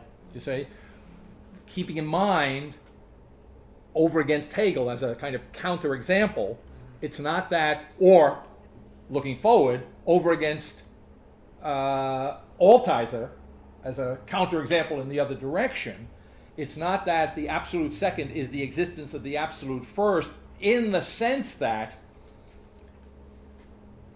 in a Hegelian sense, the absolute first would, if I use these terms in a Hegelian, put them into a Hegelian context, in the sense that the absolute first would undergo nothingness, would go through the moment of an absolute negativity. Remember that passage I quoted to you from the Science of Logic? So in going through the vanishing of the ground, right, establishes itself as self-identical and immediate. That's Hegel's way of doing that move. The difference between Hegel and Altizer, because Altizer, despite everything being the child of pragmatism, child of American consciousness, is less, not completely, but he is relatively and importantly less idealistic than Hegel, so that when Hegel's absolute first, he doesn't speak quite this lingo, what would be Hegel's absolute first undergoes the absolute negation, right? and exists self-equal and immediate, or becomes existent, which is self-equal and immediate. The difference between that and Althuiser's Persian penetrated version of Hegel is that in Hegel, the absolute first recoups itself. Right? So the second in Hegel is not absolute. Right? In other words, you see, so It's nothing, right? yeah, but it's a nothing that has to be undergone. Right? Okay, it's a negation that, right? And therefore, but what I'm saying, looking back on Hegel from an American and a post-pragmatic death of God theological perspective, you would say the question in Hegel, the question that Althuiser raises this in question in one of the books, I forget which one it was, I think it was History as Apocalypse. I think it's in that book in the early 90s that he has a Hegel chapter, which I happen to have seen in manuscript, and it just set me off, just completely set me off. So I wrote a response to it, which is in this book, but at the end of the book. Anyway, the point being that Althuiser, who prides himself on being some kind of an Hegelian, deep down he knows intellectually that there's a problem in Hegel, and he acknowledges it in his book and in this particular chapter, which I pre-read, and I'm responding to both of them now, right? But so to make it a whole long story short, Althuiser can't really be satisfied as much as he wants to center as much as he can his thinking in the European consciousness of Hegel and Nietzsche and so forth and so on, and Heidegger. He can't be fully satisfied because there is this, as Peirce points out, this nominalism of Hegel. Right? I mean, Peirce accuses him unqualifiedly being a nominalist as opposed to a realist, right? Which would be really, I mean, Hegel would be, really hurt by this thought. But the reason being, you see, that from Peirce's point of view, in my way of putting it, is that the absolute idea can't change. It doesn't evolve. It remains this glorious abstraction from the concrete experience of the world, even though it's as an abstraction, it's probably unable to be rivaled, right? But it's right? So we want to concretize the abstraction. That's what pragmatism is all about. And so even Althuiser, who doesn't really want to think in any positive sense, you know what I mean? Doesn't want to, right?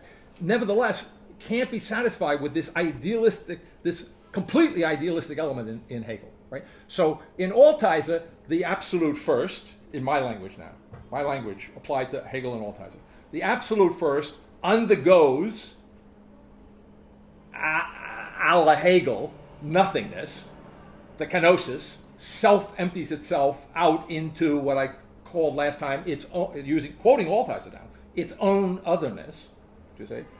And in Althuiser, thanks to his American consciousness, it stays there. In other words, so I could almost say, I mean, I can do this because he just doesn't use these terms, so I can play with them a little bit. I could almost say that, as it were, if you could imagine there being an absolute second period, right? That'd be pretty close to where Althuiser is at, right? So the absolute first becomes the absolute second, and then we're stuck with the absolute second with what is its own otherness of that which is vanished. Right, the primordial Godhead, the transcendent God is God. The eighth, right? So that's why it's atheistic Christianity, right? So in the thinking now occurring, you really never get to an absolute secondness, and in Althuiser, while you get to an absolute secondness, you do so at the price of the absolute first. But you never really get to an absolute secondness in the thinking now occurring? No, I'm saying you do. Okay. Yeah, but not at the expense of, not as an alternative to the absolute first. So that the existence of the absolute first, in, as it were, the form of the absolute second, is not the end of the absolute first. Okay, and this all has to do more deeply with the notion of the Trinity, right, and the simplicity. That was another thing I found putting in one of the margins here. One way of understanding the complexity, right. So now I'm going to play with you a little bit and I say, which is a serious play is serious, you know that. Where is God? God is in the simplicity. The perfect simplicity of the new situation. That's where God is.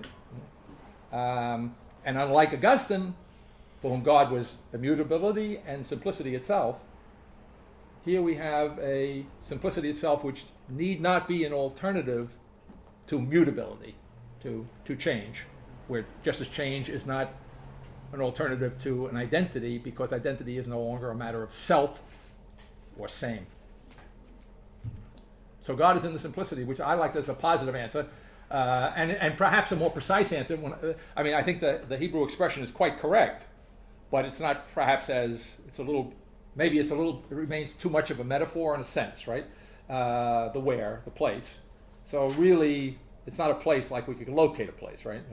So in that sense, simplicity, I think, is a little more precise way of putting it. But I think it comes to this. I don't think it's a substantive difference, a manner of speaking. So the incarnation. You keep making these noises, Chuck. I don't know what you're going to say there. Yeah, go on. The incarnation doesn't represent a movement of the absolute into history at the expense of the absolute quality of. Right. That's right. Absolutely. So, Pardon me for saying that. I got something. Okay. Well, I can spit it out. It's really way back there. Okay. On it's a complex of things that's Okay. on my mind. Question of fact, question of intelligibility, and a little note on this question of intensive magnitude. In a sense, you can look at the development of modern science from Newton onward as a consequence of the success in reducing an intensive magnitude to an extensive magnitude in the case of velocity. From the Middle Ages point of view, velocity was an instance of intensive magnitude. That it was an intensity, it wasn't something that you could measure in itself. And because Newton and Leibniz had so successfully found a way to completely quantify the notion of velocity, the expectation arises really in modern scientific thought that every extensive magnitude can be so reduced.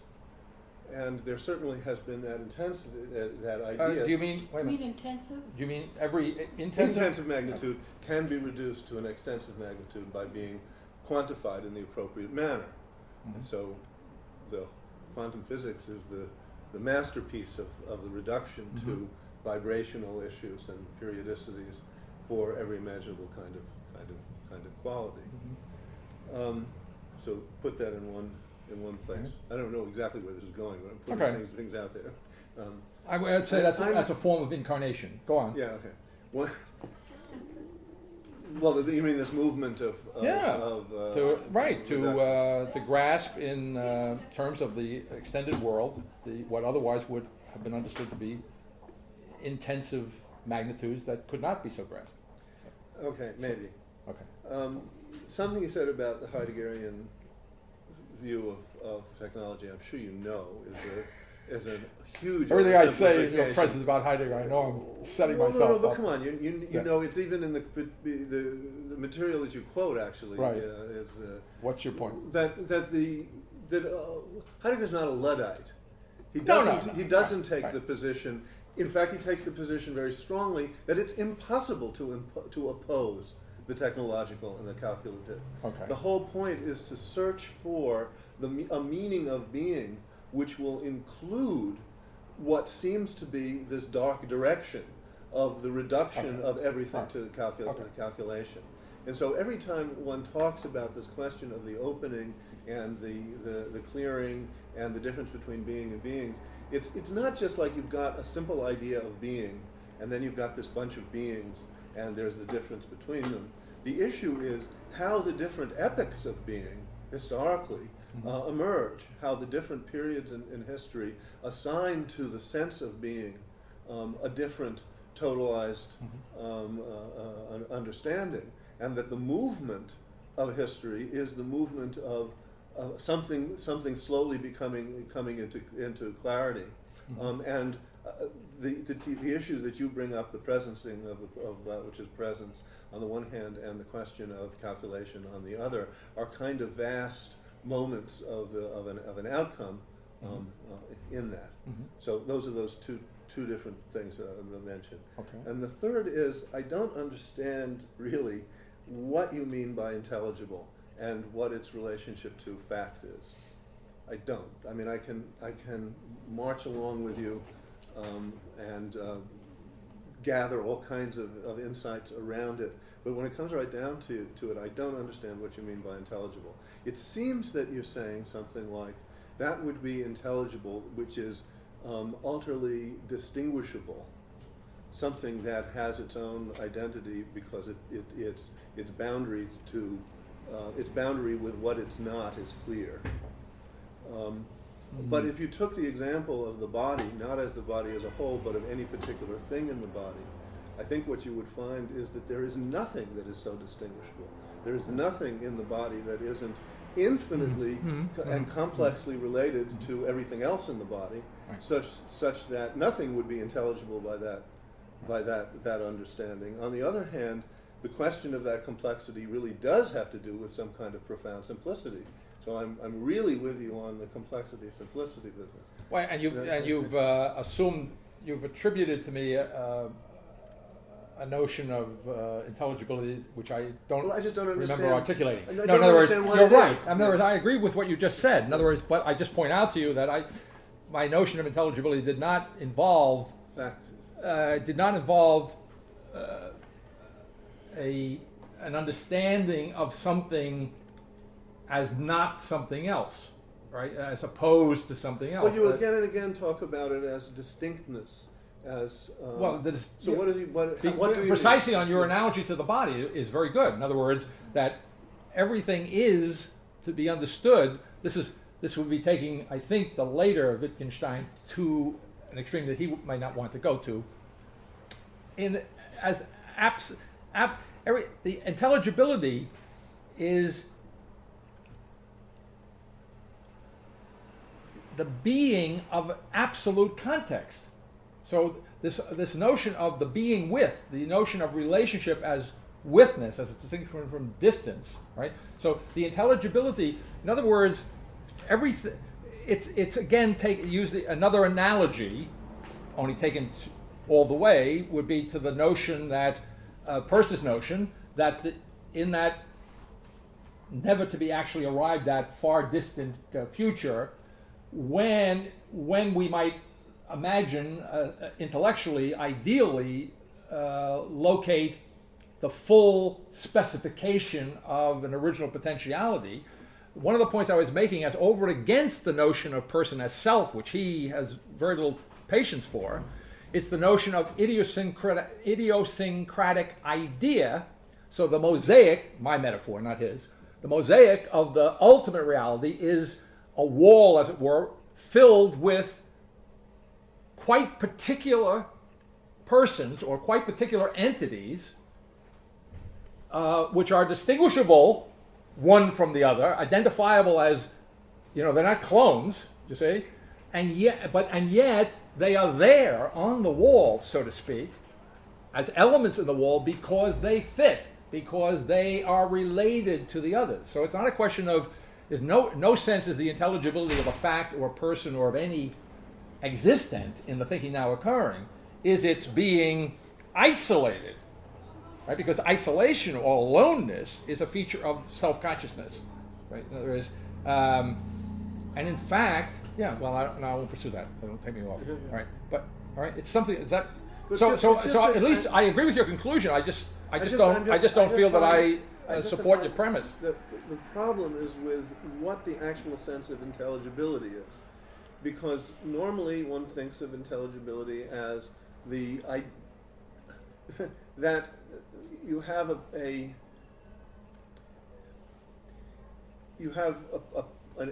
entity whose identity is capable of being given by its assimilation to a set of such, or a concept which defines it, which conceptually separates it from entities which are not it.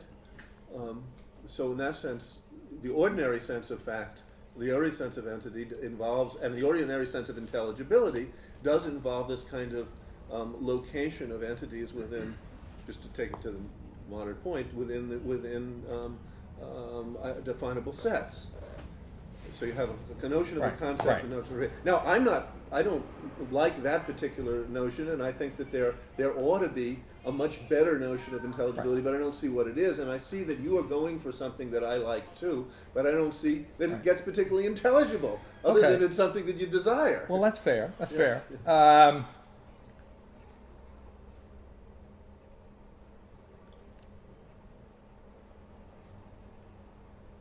One way I hear intelligible is, the simple sense of order. And one way I hear a person is perfectly intelligible. One way I hear it sort of practically is there is no end to the revelation of what can be known from the thought as inside or the same as the order. So it's not a matter of categorization, intelligibility exactly. It's a matter of seeing in the whole context of the totality.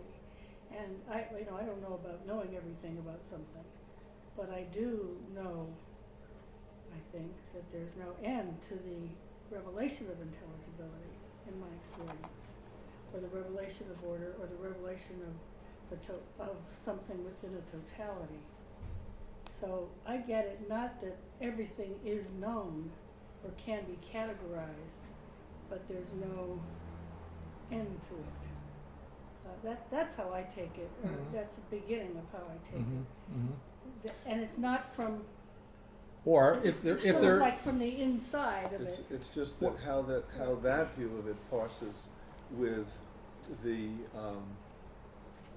happiness with the transformation from of intensive to extensive and the quantification, because it seems like the quantification does carry on to an extreme degree the ordinary sense of intelligibility. And so that's the question. The question is, how does the quantification issue parse with this kind of process sense? Well, I think the first way in which it does is that what I was talking about before, that the distinction between quantity and quality, and perhaps between number and language, is no longer But operating. if the distinction is in the direction of the incarnation, Right. through the process of reduction Right. of extensive to intensive, Mm-hmm. there's no longer distinction. It's that one's been wiped out by the other. You're saying it's not like there is no distinction between quantity and quality. You're saying that the reduction of quality to quantity is successful, and God bless it. Okay, I should have. Reduction. It's my fault for Yeah. jumping in before when you were making this with the reference to the incarnation, because I was just a quick thing. Oh, It was too okay. quick, Okay. because I would put the same qualification on it that I was more generally ascribing to modern consciousness, namely that it's going in the right direction, but it's there's doing a- so arbitrarily. And a huge step that it doesn't take. Yes, and so so maybe in modern consciousness it's a question of reducing Reduction, the yes. intensive to the Yes. extensive. And no, I wouldn't want to do that. I would Yeah. want to say the reduction So is somehow we've come out the other side of Right. some kind of an intense reduction. Right. and something like that. Yeah. If the absolute first isn't sacrificed in the absolute second, then there's Yeah. no reduction. Yeah. Good. And that is what reduction is. Yeah. I like that. Right. That's yeah. right. And therefore, that's right. And therefore, Hegel and Altizer are doing a reduction in opposite directions. Right. Right, exactly. Right. Okay. You never got to say yourself in all the questions about intelligibility. You still haven't actually said yourself what you said. What it is, and you said why we need the intelligibility. We've heard a number In of response to questions. your question. Right. Right. And Chuck, just Well, in I think. general, Well, something again. Ollie had a great shot at is that What do you mean why we need it? Well, what is intelligibility?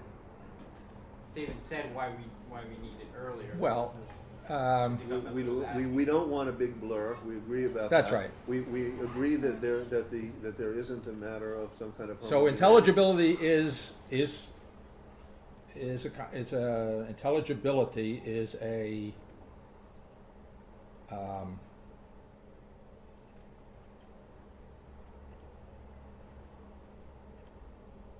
intelligible. Well, without qualifying it. In other words, we can have a perfect intelligibility, we can have a partial intelligibility. If we talk about intelligibility, it's a specificness, it's a specificity. It's intelligibility is a formality.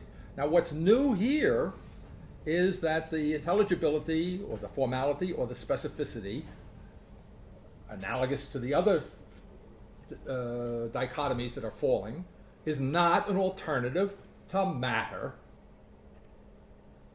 to say, or matter itself. Right? So when I said last time, and in the handout and in the forum, the essential dialectic of matter itself. Right? I might have said there, and in fact I was saying that in effect when I was trying to connect all of these problems with the notion of absolute repetition, where existence itself, the absolute repetition of existence itself, as I went to put it, or I found myself putting it, kind of does thought the favor of relieving it of having, right? Okay, so that it's as if existence itself comes not as a given, as something that we don't understand, but it comes as it's redundant, but to get the thought, as a ready-made intelligible. That the matter itself is already intelligible. That's what Yeah, we've been and saying. then all you have to do is, as it were, open your eyes. Right? That's the thought. That's the thought. Let me. I want to go back to the number thing because I had another thought on the number, and it may or may not, at least in one sense, relate to this issue concretely. And I just couldn't resist using this concrete example. First of all, I want to say I'm thinking to myself, and I figured out how to explain magnitude because I found this napkin. And then I'm thinking, well, now what about number? Why number? Maybe I gave you a generalized sense, but why number? What does number mean? You know, like you say, what is intelligibility? So I was asking myself, what is number? And then I thought of Augustine, and Augustine quotes the Septuagint, where I think the Book of Wisdom, where the Septuagint says that God created everything in measure, number, I think it's it, and weight, something like that. I have actually. I remember. Yeah, okay. We talk about it in And so I thought. So before I want to turn to that page where I quote Augustine, but so then I thought, that's interesting, and I said that fits. Okay? So this, I may not have been deliberately conscious of this particular connection when I was writing these sentences. You understand? But the thinking has got to be in some sense consistent, right? So thinking, well, that's so interesting because if there's an order of measure, number, and weight, then I have an analogy, for example, to Kant's. What would that be? If you don't recognize them, I wouldn't.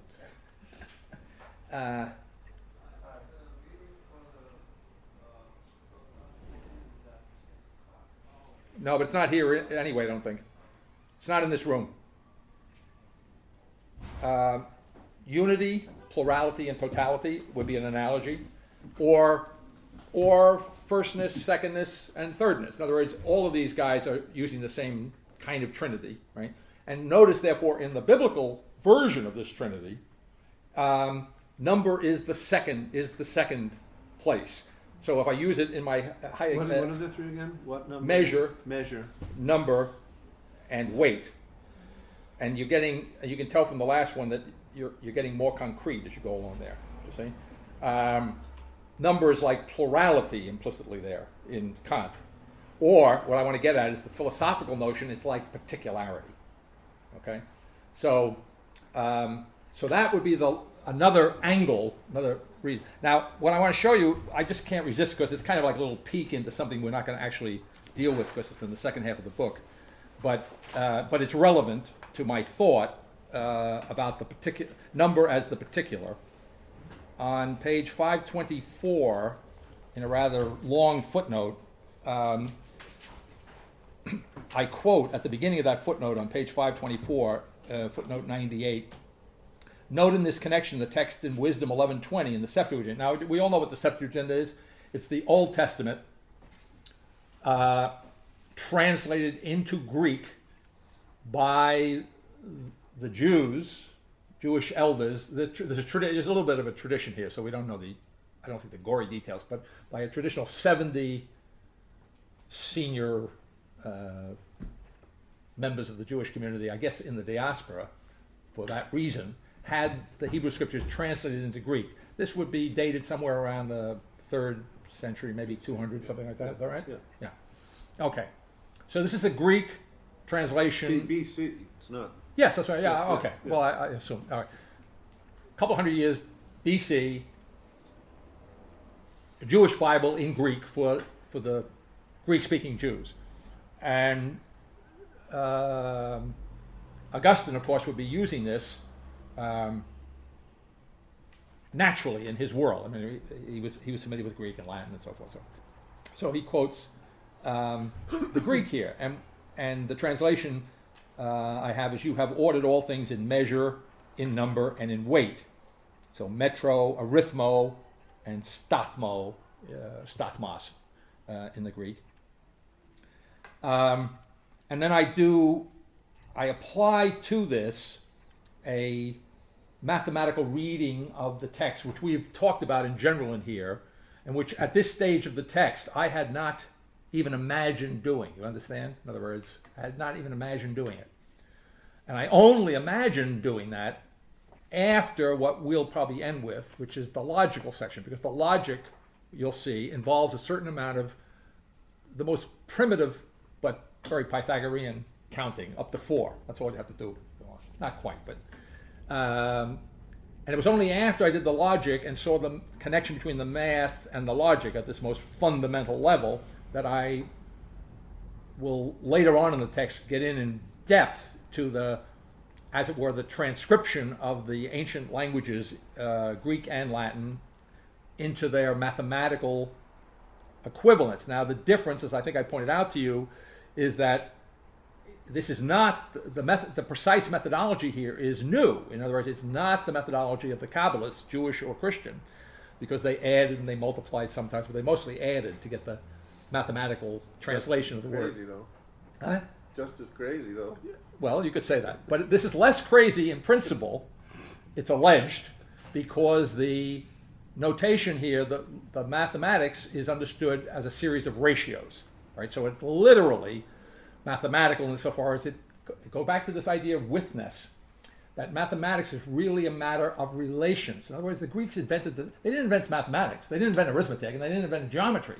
But I think you could fairly say the Greeks can claim to have invented the science of mathematics. And the science of mathematics is all about theorems. And what are theorems? Well, pick up Euclid and you say, what's it all about? It's all about showing the relationship between one figure and another, and the parts, the internal relationships of one figure and another. So maybe if I could flesh out a little bit what intelligibility is, you see, it's precisely relationship, it's rationality, it's proportionality, okay? So what's unique in this particular methodology, which is understood to be a natural expression of the thinking now occurring, is precisely the rational, proportional analysis of these texts. I don't want to go through the whole paragraph here because we don't have enough time and it would get us off into all kinds of complications.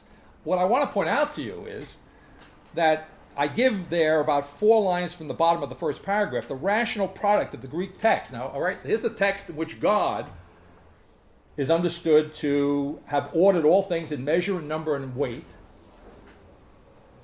I come along 200, 300 years later, and I apply this analysis to this text, and I say it's a series of ratios. So in the analysis, and you can get the technicalities of this, of how this is done on my website. There's a special page that explains how to do it. I get the rational product of this line. And the rational product turns out to be, adjusting the decimals, 0.80854268875 versus over. But so what is the significance of that? Well, the significance of it is one of those numbers, one version of that number, in other words, is the electromagnetic coupling constant. It's what Mr. Feigenbaum once told me in an elevator at Rockefeller University. We're going down in an elevator after spending some time together. He was gracious enough to give me an audience.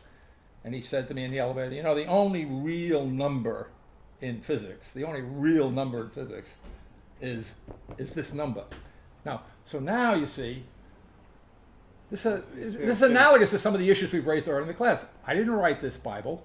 I didn't write this text. I didn't have it translated into Greek. Okay?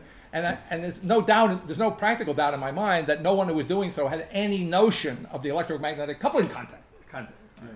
Okay, so when we talk about a kind of thoroughgoing, do you see what I'm saying? A kind of thoroughgoing intelligibility of the fact. Do you see? Is the line intelligible? Well, it has been intelligible for 2,000 plus years. Of course, it's intelligible, right? But it's more deeply, more thoroughly intelligible.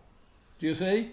Than we might otherwise suspect. So it has a depth, as it were, but the depth, I have to be careful here, the depth is right on the surface.